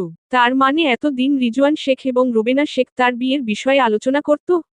হ্যাঁ করত বলেই তো তাকে দেখলেই চুপ করে যায়। বুকের ভেতর মোচড় দিয়ে উঠল ঝুমুরের। হাহাকার করছে। জানালার কাছে চুপ করে বসে আছে সে, রুম থেকে বের হচ্ছে না। দরজায় টোকা পড়তেই ভ্রম কেটে গেল তার। দরজার দিকে ফিরে তাকালো ঝুমুর। আসবো, ভাইয়া রে। তাসফিনকে দেখে আতঙ্ক হয় ঝুমুরের। যদি সে তার মুখ দেখেই সবটা বুঝে ফেলে তাহলে? শুকনো ঢোক গিলে ঝুমুর আমতা আমতা করে বলল, এসো ভাইয়া। তাসফিন দ্বিধাহীন চিত্তে ভেতরে প্রবেশ করে। জানালার কাছে ঝুমুরকে বসে থাকতে দেখে মোটা হৃদয় কিঞ্চিত কুঁচকে এলো তার। কি হয়েছে তোর, মন খারাপ কেন? হকচকিয়ে গেল ঝুমুর, স্থির নেত্রে পল্লব ঝাপটায়। তাসফিন কি বুঝে গেল সব? আকাশ সম দ্বিধা নিয়ে আওড়ালো। কই কিছু হয়নি তো ভাইয়া? কি বলছো? পকেটে হাত গুজে টান টান হয়ে দাঁড়ালো তাসফিন। কিছুটা আন্দাজ করতে পারছে সে। ঝুমুর বিয়ের কথা শোনার পর থেকেই মন রা হয়ে আছে। কিছু বলবে ভাইয়া? না মানে তুমি তো এই সময় ঘরে আসো না। কিছু জরুরি দরকার? না এমনি এসেছিলাম। ফারাহ কোথায় রে? ছোট ভাবি তো কলেজে গেছে। ওহ। তাসফিন আর কিছু জিজ্ঞেস করল না, চুপচাপ বেরিয়ে গেল। যে যা জানতে এসেছি তা বুঝে গেছে। চমৎকার হাসল সে। সেই হাসিটা রয়ে গেল ঝুমুরের অচিরেই। তাসফিন বের হতেই ঝুমুর উঠে ওয়াশরুমে চলে গেল। ফোনটা টুং শব্দে বেজে উঠল। ওয়াশরুম থেকে বেরিয়ে ফোন হাতে নিতেই দেখতে পেল নবীন ফোন করেছে। চাপা দীর্ঘশ্বাস ফেলল ঝুমুর। না ধরবে না সে। আর যাই হোক নিজের খুশির জন্য পরিবারকে কষ্ট দিতে পারবে না সে। Underscore underscore underscore underscore underscore underscore underscore underscore underscore underscore underscore underscore underscore underscore. তোমার কি সত্যি মনে হয় নূপুর আমার পৃথার সাথে কথা বলা উচিত? আবারও মাহিরের স্কুল গেটের কাছে দেখা হলো নূপুরের। নিহালের কথায় সূক্ষ্ম নিঃশ্বাস ফেলল নূপুর। আমি আগেও বলেছি মেয়েটা যথেষ্ট ভালো, তাকে অবহেলা করা উচিত নয়। এবার আপনি দেখুন কি করবেন নিহাল ভাইয়া। কথাটা বলেই স্কুলের ভেতরে মাহিরকে নিয়ে ঢুকল নূপুর। নিহাল তাকিয়ে আছে নির্নিমেষ, কি করা উচিত বুঝে উঠতে পারে না। বাইক নিয়ে এগুতে লাগল। সামনেই তো বাস স্ট্যান্ড, ওখানেই পৃথা কলেজের উদ্দেশ্যে রোজ যাওয়া আসা করে। আজকেও তাই, ওই যে দাঁড়িয়ে আছে পৃথা। পৃথাকে দেখেও না দেখার ভান করে চলে যাবে বলে ঠিক করে নিহাল। আচানক সামনে এসে দাঁড়ায় পৃথা, না চাইতেও থামতে হলো নিহালকে। আমার আপনার সাথে কিছু কথা আছে, মিনমিনে গলায় বলল পৃথা। নিহাল ভাবলেশীন ভাবে বলল, কি বলবে তাড়াতাড়ি বলো। পৃথা এক পলক দেখে ওই গম্ভীর থমথমে মুখখানি। অতঃপর আবারও দৃষ্টি নত করে অসহায় কণ্ঠে বলল, সরি, আমি ওই দিন একটু বেশি পাগলামি করে ফেলেছি। আমার বোঝা উচিত ছিল আপনার দিকটা। আমি খুব দুঃখিত। পৃথার গোলগাল মুখখানি খুঁটিয়ে খুঁটিয়ে দেখল নিহাল। গোল গোল চোখ দুটো, চিকন নাক, ফোলা ফোলা গাল, গোলাপি ওষ্ঠ যুগল। পানপাতার মতো মুখশ্রী। এর আগে কখনো এতটা খুঁটিয়ে তাকে দেখেনি নিহাল, মূলত দেখতে ইচ্ছে করেনি কখনো। উঠো। নিহালের কথার অর্থ বুঝল না পৃথা। নিহাল আবারও বলল, বাইকে উঠতে বলেছি। নিহালের কথায় আশ্চর্য হলো পৃথা, তবে বিনা বাক্যব্যয়ে উঠে বসল বাইকে। দ্বিতীয়বার তাকানোর সাহস হলো না তার ওই গম্ভীর মুখ পানে। খোলা চুলগুলো অবাধ্যভাবে ওড়ে বেড়াচ্ছে। বাইকের আয়নায় আর চোখে তাকায় নিহাল। নত মস্তকে চুপচাপ বসে আছে মেয়েটা। অত্যন্ত নাজুক স্বভাবের। Underscore underscore underscore underscore underscore underscore underscore underscore underscore underscore underscore underscore underscore underscore underscore underscore আমার পেজ ফাহানা নিজম ফারহানা নিঝুম। আমার আড্ডা গ্রুপ ইউআরএল। রোদ্দুরে কোথায় টেকা যায় না। এতটা গরম ভাবতেও অবাক লাগে। এই তো কিছুদিন আগে বৃষ্টি হলো, তাহলে এখন আবার সূর্যি মামা তেতে গেল কেন? ফারাহ ভেবে পায় না। গম্ভীর মুখ করে তারপরেও ভেবে চলেছে। রাহা আর নেহা দূরে দাঁড়িয়ে ফারাহকে খুঁজে চলেছে। কোথাও পাচ্ছে না। অবশেষে দূরে বড় বেঞ্চের উপর বসে থাকা ফারাহকে দেখতে পেল। ওই তো ফারাহ, চল যাই। রাহার কথায় সেদিকে তাকালো নেহা। হ্যাঁ, ওখানেই বসে আছে সে। দুজনেই কচ্ছপ গতিতে এগিয়ে গেল। Hello my dear Lalita, how are you? নেহার ঢঙি মার্কা কথা শুনে চিকন নাকের ডগা ফুলে উঠে ফারার। রাগ দেখিয়ে চ্যাটাং করে বলল, এতক্ষণে সময় হলো তোদের এখানে আসার? উফ, কখন থেকে অপেক্ষা করছি। 32 পার্টি দাঁত দেখিয়ে হেসে ফেলল নেহা। রাহা ধপাস করে বসে পড়ল ফারার পাশে। উফ, আর বলিস না, এই নেহার জন্যেই দেরি হয়েছে। আমি তো সেই কখন এসেছি। রাহার মুখে ডাহা মিথ্যে কথা শুনে তেতে উঠল নেহা। মিথ্যুক একটা, তুই এত মিথ্যুক কেন বে? আমি দেরি করছি নাকি রাস্তায় নিজের সোকোল্ড বয়ফ্রেন্ডের জন্য দেরি হয়েছে তোর? রাহাও কম যায় না। আমার বয়ফ্রেন্ড বলছিল আয় কেএফসি যাই। মিথ্যুক নি। দুজনের ঝগড়া দেখে হতাশ হলো ফারাহ। চেঁচিয়ে উঠল সে। উফ, থামো তো তোরা, খালি ঝগড়া। এদিকে মামাও আমাদের উপর রাগ দেখাচ্ছে। আর তোরাও। একে অপরের দিকে মুখ চাওয়াচাওয়ি করল রাহা আর নেহা। নেহা সন্দিহান দৃষ্টিতে তাকালো। রাহা শুধোয়, মামা? কার মামা? কিসের মামা? আর কিসের রাগ দেখাচ্ছে? কনুইয়ে ভর দিয়ে মুখ রাখল ফারাহ। মলিন কণ্ঠে বলল, সূর্য মামা, দেখছিস না মামির সাথে রাগ করে আমাদের উপর সেই রাগ মেটাচ্ছে। চোয়াল ঝুলে গেল নেহার। হো হো করে হেসে উঠল রাহা। মামা, তুইও না যা বললি। হুট করেই দারোয়ান চাচা এগিয়ে এলো, ফারাহকে উদ্দেশ্য করে বলে, ফারাহ, আপনার জন্য বাইরে কেউ অপেক্ষা করছে। হৃদয় কুঞ্চিত করে তাকালো ফারাহ। কে এসেছে আঙ্কেল? বলল আপনার হাসবেন্ড। স্থির নেত্রে তাকালো ফারাহ। এখন কি যাবে? গেলেই তো বাস খাবে। রাহা নাক মুখ কুচকে নিল। আজকে একটা জামাই নেই বলে। হরে রাহা, আমাগো কেউ নেই বলে। রাগে ফুঁসতে ফুঁসতে উঠে দাঁড়ালো ফারাহ। কলেজ গেটের সামনে নীরবে দাঁড়িয়ে আছে একটি ধবধবে সাদা গাড়ি। গাড়ির স্টিয়ারিং এ বসে আছে তাসফিন শেখ, চোখে মুখে এক ধরনের গভীর স্থিরতা, অথচ ভেতরে যেন এক অলক্ষ উচ্ছ্বাসে ভাসছে। শহরের ব্যস্ততার মাঝেও তার উপস্থিতি আলাদা করে চোখে পড়ে। পরিপাটি পোশাক, ঘড়ির প্রতিটি কাঁটার দিকে তাকিয়ে সময় মাপছে সে। আর সেই ক্ষণিক অপেক্ষার মধ্যেও এক অপার্থিব মুগ্ধতা। সে অপেক্ষা করছে তার ফুটফুটে বউটার জন্য, যে এখনো কলেজ গেটের ভিতরে, বন্ধুদের ভিড়ে হেসে উঠছে নিশ্চয়ই। সেই হাসির ছায়া যেন তাসফিনের হৃদয় আগেভাগেই পৌঁছে গেছে। প্রতিদিনের মতো আজও সে এসেছে। সাদা রঙের সালোয়ার শুটে ফারাহ যেন শুভ্রতার এক নির্লিপ্ততা প্রতিচ্ছবি। কোমল পায়ে ধীরে ধীরে এগিয়ে আসছে সে কলেজ গেটের ভিড় পেরিয়ে। হঠাৎ চোখ পড়ে দূরে দাঁড়িয়ে থাকা তাসফিন শেখের দিকে। ছায়ার মতো গাড়ির পাশে দাঁড়িয়ে আছে সে, চোখে মুখে একরকম নির্লজ্জ স্থিরতা। ঠোঁটে চাপা হাসি, দৃষ্টি যেন চোখ ছুঁয়ে বুকের গভীরে ঢুকে যায়। তাসফিনের সেই অপলক চাহনিতে ফারার বুকের ভিতর দুরুদুরু কাঁপন জাগে। এমনভাবে তাকানো কি শোভা পায় একজন লেফটেন্যান্টের? উফ, কি অশ্লীল নির্লজ্জতা তার চোখে। অথচ সেই চোখ থেকে নিজেকে ফিরিয়েও নিতে পারে না ফারাহ। ঠোঁট কামড়ে নিচু করে ফেলে দৃষ্টি। ছোট ছোট কদম ফেলে এগিয়ে এলো ফারাহ। গাড়ির সাথে হেলান দিয়ে দাঁড়ালো তাসফিন। অদ্ভুত ভঙ্গিমায় বলে উঠে, এত সুখ সুখ লাগে কেন ওয়াইফি? উফ, তোমাকে দেখেই অন্য রকম কিছু ফিলিংস আসে। পিটপিট চোখ করে মুখ তুলে তাকায় ফারাহ। প্রত্যুত্তরে কি বলা যায় এই অশ্লীল পুরুষকে? কম্পিত স্বরে বলে সে, বাড়ি যাব। নৈশব্দে হাসল তাসফিন, ঘোর লাগা চাহনি তার। নিচু স্বরে বলে, বাড়ি পর্যন্ত যাওয়ার ধৈর্য হচ্ছে না তো সুখ। I need you right now. দুহাত ঠোঁট চেপে ধরে ফারাহ। দম বন্ধ হয়ে আসার উপক্রম তৈরি হচ্ছে। ধমকের সুরে বলে উঠে, চুপ যান বেশরম লেফটেন্যান্ট সাহেব। এত অশ্লীল কেন আপনি? গা দুলিয়ে হেসে উঠল তাসফিন। হাসকি টুনে বলল, আমার ধৈর্যের পরীক্ষা নিও না যান। Just so you know, this time the dose won't be easy to handle. লজ্জায় কান দিয়ে রীতিমতো ধোয়া বের হচ্ছে ফারার। ভয়ে চট করে গিয়ে গাড়িতে উঠে বসল সে। যতক্ষণ দাঁড়িয়ে থাকবে, কিছু না কিছু বলবেই এই ঠোটকা লেফটেন্যান্ট। গাড়ি চলছে আপন গতিতে। চুপটি করে বসে আছে ফারাহ। কথা বললেই সে শুরু করে দেবে। আহা সুন্দরী, কথা বলো কিছু। ঠোঁটকা রে অস্থির, তা দমানোর চেষ্টা করছে। আর চোখে কয়েকবার তার স্নিগ্ধ মুখশ্রী পরখ করে পাশের পুরুষটি। ত্রস্তবেগে গাড়ি থামল হুট করেই। আকস্মিক ব্রেক কষাতে কিছুটা সামনের দিকে চলে এলো ফারাহ। নিরিবিলি জায়গা, আশেপাশে গাড়ি ঘোড়া কিছুই নেই। গাড়ি তো দূরে থাক, একটা কুকুর বিড়াল পর্যন্ত নেই। ফারাহ সন্ধানী দৃষ্টিতে তাকালো আশেপাশে।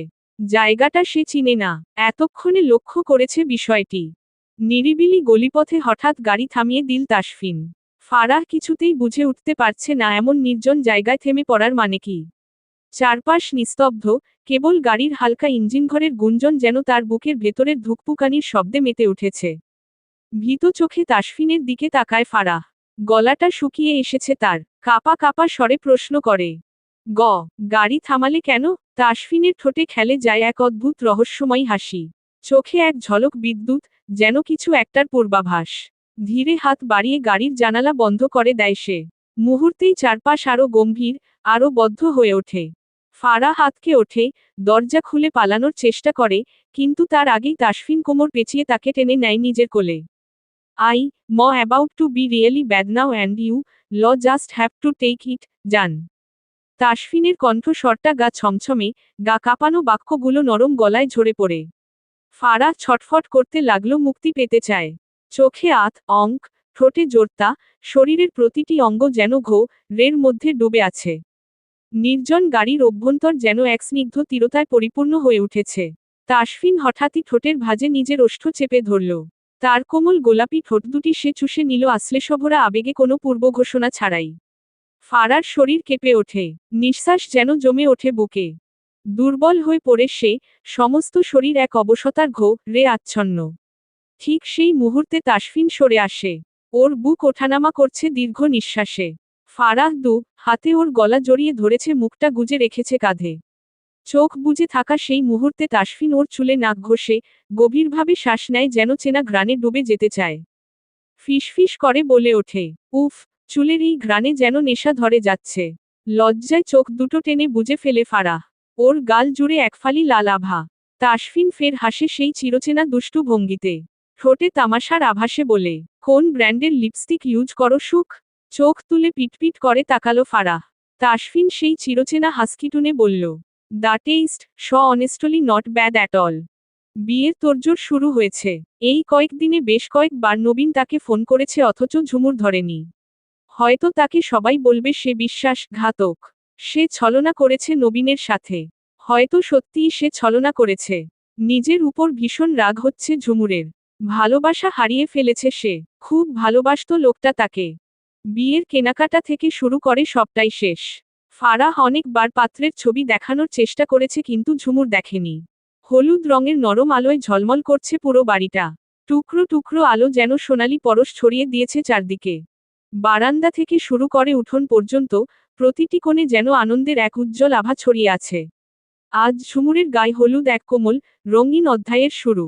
ঝুমুর পরেছে কাঁচা হলুদের শাড়ি, নিখুঁতভাবে আঁচল টেনে নেওয়া, কপালে ছোট্ট টিপ, মুখে এক টুকরো মিথ্যে হাসি। তার চারপাশে সাজিয়ে বসেছে বান্ধবীরা, তারাও সবাই একই রঙে সেজে উঠেছে, যেন একটা হলুদের বৃষ্টিতে একসাথে ভিজে যাচ্ছে সবাই। হাসির ফোয়ারা, আলতার গন্ধ, আর মধুর গানের ছন্দে ভরে উঠেছে সন্ধ্যার আকাশ। এদিক সেদিকে ছুটে বেড়াচ্ছে ফারাহ। বিয়ে মানেই একটা বড় দায়িত্ব। কখনো মাহির রাখছে তো কখনো অতিথিদের দেখছে। ভাইয়ের বউ হিসেবে ভাবি হলুদ বাটা করবে। সেই জন্য এক গাদা হলুদ নিয়ে কিচেনে চলে গেল ফারাহ। এগুলো সে পারে করতে। মাঝে মাঝে বিয়ের আগে বাড়িতে হলুদ বেটে মুখে দিত মুখশ্রী হলদেটে দেখানোর জন্য। চুপটি করে হলুদ বাটতে বসে গেল ফারাহ। নিজের মনের মতো বেটে চলেছে সে। উহু উহু মিসেস শেখ। হকচকিয়ে গেল ফারাহ। দরজার দিকে তাকালো তৎক্ষণাৎ। আপনি ওখানে দাঁড়িয়ে কেন? চোখ তুলে তাকালো ফারাহ। তাসফিন এখনো ট্রাউজার আর টি শার্ট পরে আছে। নাক মুখ কুঁচকে নিল ফারাহ। আপনি এখনো তৈরি হননি? সবাই তো চলে আসবে। আপনি এখনো তৈরি হননি কেন? দরজায় হেলান দিয়ে দাঁড়ালো তাসফিন, দুহাত ভাঁজ করে বুকে গুজে। আপনি এসে তৈরি করে দিয়ে যান মিসেস শেখ। আপনার ছোঁয়া পেতে ব্যাকুল আমি। তাসফিনের লাগামহীন কথায় নিঃশ্বাস বন্ধ হয়ে আসার উপক্রম ফারার। হলুদ বাটায় মন দিল সে। কড়া ভাবেই বলল, একদম দুষ্টুমি করবেন না লেফটেন্যান্ট সাহেব, জানতো গিয়ে চট করে রেডি হয়ে আসুন। আম্মু আপনাকে যে পাঞ্জাবি দিয়েছে সে ওয়ার্ডরোবে রাখা আছে, নিয়ে নিবেন। যান যান, আমাকে কাজ করতে দিন। মুখাবয়ব জুড়ে গাম্ভীর্য ভাব দেখা দিল তাসফিনের ন্যায়। চোখ পাকিয়ে তাকালো সে। ফারাহ দ্বিতীয়বার লোকটার দিকে তাকানোর সাহস করল না। তাসফিন চুপচাপ বেরিয়ে গেল সেখান থেকে। লম্বা নিঃশ্বাস ফেলে ফারাহ হাফ ছেড়ে বাঁচল যেন। আহমেদ পরিবারের সবাই কাল আসবে। পরিবারের সবাই আসবে ভাবতেই মনটা নেচে নেচে উঠছে ফারার। একটু পরেই গায়ে হলুদের অনুষ্ঠান শুরু হবে। Underscore underscore underscore underscore underscore underscore underscore underscore underscore underscore আমার পেজ ফাহানা নিজম ফারহানা নিঝুম। আমার গ্রুপ URL তরঙ্গে তোমার ছোঁয়া বইটি প্রকাশ পেয়েছে। অর্ডার করুন অন্যধারা পেজ থেকে। হলুদ রঙা শাড়ি পরেছে স্নেহা, শাড়িটা দিয়েছে আরিয়ান। হলুদের অনুষ্ঠানে যাবে বলে তৈরি হচ্ছে সে। আয়নার সামনে দাঁড়িয়ে চুলগুলো বেঁধে নিল সে। নিজেকে পরখ করে দেখে নিল সবটা ঠিক আছে কিনা। আয়নার দিকে তাকাতেই শরীরের প্রতিটি কোষ বিভাজন অস্থির হয়ে উঠেছে। পিছনে হলুদ রঙা ফতুয়া পরিহিত পুরুষটি তার দিকে গভীর চোখে তাকিয়ে আছে। অ্যাডামস আপেল কেঁপে উঠল তার স্ত্রী, যার সৌন্দর্যে বিমোহিত হচ্ছে আরিয়ান। এদিক সেদিকে তাকিয়ে নজর সরানোর চেষ্টা করেও ব্যর্থ হচ্ছে সে। আরিয়ানের দৃষ্টি স্নেহার উপর স্থির, তাতে এক অপার বিস্ময় আর অনির্বচনীয় মুগ্ধতা। যেন চোখে চোখে একটি অনুচ্চারী প্রণয় কাব্য। প্রতিটি চাহনি যেন স্নেহার হৃদয়ে ঢেউ তোলে। স্নেহা লজ্জায় মুখ নামিয়ে নেয়, দৃষ্টিপাতের উত্তাপে গাল দুটো রক্তিম। আশপাশে তাকিয়ে নিজেকে লুকোতে চায়, কিন্তু আরিয়ানের চোখ এড়ানো যেন অসম্ভব। হঠাৎই আরিয়ানের দৃষ্টি পড়ে স্নেহার ব্লাউজের খুলে যাওয়া ফিতেতে। এক মুহূর্ত দেরি না করে দ্রুত এগিয়ে এসে তা ধরে ফেলে সে। অপ্রস্তুত হয়ে পিছু হাঁটে স্নেহা, চোখে বিস্ময়। কাপা কণ্ঠে প্রশ্ন করে সে। কি করছেন? আরিয়ানের ঠোঁটে খেলে যায় এক দুষ্টু হাসি। ভালোবাসবো। স্নেহার মনে হয়, কান দুটোতে আগুন লেগে গেছে। লজ্জা, রাগ আর অপার বিস্ময় ঠোঁট কাঁপছে তার। এমন নির্লজ্জ স্পষ্টতা। কিন্তু কে জানে, সেই সরল স্বীকারোক্তির মাঝেই হয়তো কোনো নির্মল আবেগ খেলে যাচ্ছে। ধীরে, খুব ধীরে, অপার মনোযোগে ব্লাউজের ফিতেটা বেঁধে দিচ্ছিল আরিয়ান। স্নেহার উন্মুক্ত পিঠের মসৃণ ত্বক যেন তার চোখে আগুন ধরিয়ে দিল। গলা শুকিয়ে এলো, অজান্তেই এক গালভরা নিঃশ্বাস ফেলে সংবরণ করল নিজেকে, কিন্তু সেই সংযমের পর্দা টানলেই ছিঁড়ে যায়। ঝুঁকে পড়ল সে, খুব কাছে, আরও কাছে। চোখের পলকে ঠোঁট ছুঁয়ে গেল স্নেহার পিঠের ত্বক। নিঃশব্দে, নিঃসীম গভীর, আবেশী চুমু এঁকে দিল সে, যেন ভালোবাসার সিলমোহর। স্নেহা থমকে দাঁড়িয়ে থাকল। তার হৃদয় জুড়ে কাঁপন, নিঃশ্বাস জুড়ে ঝড়। I love you ma'am. চোখ দুটো খিচিয়ে বুঝে নিল স্নেহা, হাতে পিছন থেকে জড়িয়ে আছে আরিয়ান। আকস্মাৎ সামনে ফিরে পুরুষ বক্ষে মুখ লুকায় স্নেহা, সহসা হেসে ফেলল আরিয়ান। লজ্জায় আর Sneha. Underscore underscore underscore underscore underscore underscore underscore underscore underscore. ক্লান্ত শরীর আর এলোমেলো ভাবনা মাথায় নিয়ে ফারাহ ধীরে ধীরে রুমের দিকে এগিয়ে গেল। বাইরে এখনো হলুদের রঙে রাঙা চারপাশ, কানে আসছে গান আর কোলাহলের টুকরো টুকরো আওয়াজ। শরীরে এখনো লেগে আছে হলুদের ঘ্রাণ, সকালের শাড়িটা প্রায় অকার্যকর হয়ে পড়েছে হলুদে ভিজে। তাই রুবিনা শেখের দেওয়া নতুন হলুদ পাড়ের, থোকা থোকা ফুল আঁকা শাড়িটাই পরার সিদ্ধান্ত নিল সে। রুমের দরজাটা ঠেলেই ভেতরে ঢুকল ফারাহ। কিন্তু এক পা এগোতেই পায়ের গতি থেমে গেল। চোখ স্থির, হৃৎপিণ্ডে এক অনাহুত ধাক্কা। ভ্রু কুঁচকে তাকালো সে সামনে, যেন চোখের সামনে ঘটে যাওয়া দৃশ্যটা বুঝে ওঠার চেষ্টা করছে। রাগে দুঃখে জলে পুড়ে যাচ্ছিল ফারার ভেতরটা। মুখ ভার করে রুমে ঢুকেই চোখে পড়ল বিছানার ওপরে লম্বালম্বি হয়ে শুয়ে আছে তাসফিন। যেন কোনো দুঃসাহসিক অভিযানে নয়, পৃথিবীর সমস্ত ক্লান্তি বুকে নিয়ে শুয়ে থাকা এক যোদ্ধা। অথচ আজ তার গায়ে হলুদের দিন। এই উদাসীনতা, এই অবাধ্য জেদ সবই যেন তাসফিনের। এটা কেমন কথা? তার ভালোবাসা কি এক ঠান্ডা দেয়ালে এসে ধাক্কা খাচ্ছে বারবার? গলা নামিয়ে বলল সে, তবু খো কাটার মতো ছুঁয়ে গেল কথাগুলো। ও লেফটেন্যান্ট সাহেব, আপনি এখনো তৈরি হননি কেন? কখন বলেছিলাম তৈরি হতে? তাসফিন মুখ ফিরিয়ে তাকালো তার দিকে। কপালে বিরক্তির রেখা, চোখে কোনো উত্তর নেই, শুধু নিঃসীম নীরবতা। কোনো শব্দ না করে চোখ ফিরিয়ে নিল আবার। যেন ফারার বলা সব কথা বাতাসে মিলিয়ে গেল। ফারার বুকের ভেতরটা হঠাৎ খুব ভারী লাগল। একটা দীর্ঘশ্বাস ফেলে, অসহায়ের মতো হাত ধরে টেনে বসালো তাকে বিছানা থেকে। উঠুন না, সবাই তো বাইরে আপনার অপেক্ষায়। দেখুন, এখনো রেডি হননি আপনি। তাসফিন নিঃস্বার দৃষ্টিতে ফারার চোখের দিকে তাকিয়ে আবার গা ছাড়া ভঙ্গিতে শুয়ে রইল। এই অনাগ্রহ, এই নির্লিপ্ততা সব মিলে যেন ফারার ভেতরের প্রাচীরটা ভেঙে যেতে লাগলো ধীরে ধীরে। কণ্ঠস্বর কেঁপে উঠল অনুরোধে। এমন করছেন কেন? উঠুন প্লিজ। পারবো না। নির্লিপ্ততা ভঙ্গিতে জবাব দিল তাসফিন, রাগে চিকন নাকের ডগা ফুলে উঠে ফারার। চাপা রাগ দেখিয়ে বলল, কেন পারবেন না? ইচ্ছে করছে না। এমন করছেন কেন? রাগী চোখ করে তাকালো তাসফিন, চুপসে গেল ফারাহ। ওয়ার্ডরোব থেকে তার হলুদ রঙা পাঞ্জাবিটা বের করে ওয়াশরুমে দিয়ে এলো। আমাকে জ্বালাতে আপনার ভালো লাগে? সব সময় এমন করেন কেন আপনি? প্রত্যুত্তরে কিছু বলল না তাসফিন, ফারাহ টেনে দাঁড় করালো লম্বা পুরুষকে। শক্তপোক্ত দেহের পুরুষকে সামলাতে কত কষ্ট হয় ফারার। এবার যান গিয়ে তৈরি হয়ে আসুন। পারবো না, নাকচ করে তাসফিন, এবারেও রাগ হলো ফারার। কিন্তু সে চেয়েও রাগ দেখাতে পারছে না। ঠেলিয়ে ধাক্কিয়ে ওয়াশরুমে নিয়ে গিয়ে শাওয়ার অন করে দিল। তার পার্সোনাল বডি ওয়াশ নিয়ে মাখিয়ে দিল তাসফিনের শরীরে। সব সময় এমন করতেই হবে আপনার? আমি বললাম পারবো না আসতে, আপনাকে রেডি হতে বলেছিলাম অথচ রেডি হলেন না। একটা কথাও শুনেন না, সব সময় নিজের মর্জিমাফিক চলেন। এমন কেন লেফটেন্যান্ট সাহেব আপনি? আমাকে এত লান কেন? এতক্ষণে মুখ তুলে তাকায় ফারাহ, ঘোর লাগা দৃষ্টিতে তাকিয়ে আছে তাসফিন। সে মোটেও খেয়াল করেনি তাসফিনের সাথে সাথে সে নিজেও ভিজে গেছে। ভয়ে টুক করে সরে গিয়ে বডি ওয়াশ জায়গা মতো রেখে আমতা আমতা করে বলল, করে নিন গোসল। আপনি ববের হলে আমি। তাসফিনের দৃষ্টি এড়াতে পারছে না ফারাহ, পলকহীন চোখে তাকিয়ে আছে এখনো। ফাঁকা ঢোক গিলে ফারাহ ওয়াশরুম থেকে বেরুতে গেলে আটকা পড়ে বলিষ্ঠ হাতের বাঁধনে। চমকে উঠে ফারাহ। থরথরিয়ে কেঁপে উঠল সর্বাঙ্গ। দেহের সাথে মিশিয়ে নিল ফারাহকে, ছটপট করছে ফারাহ।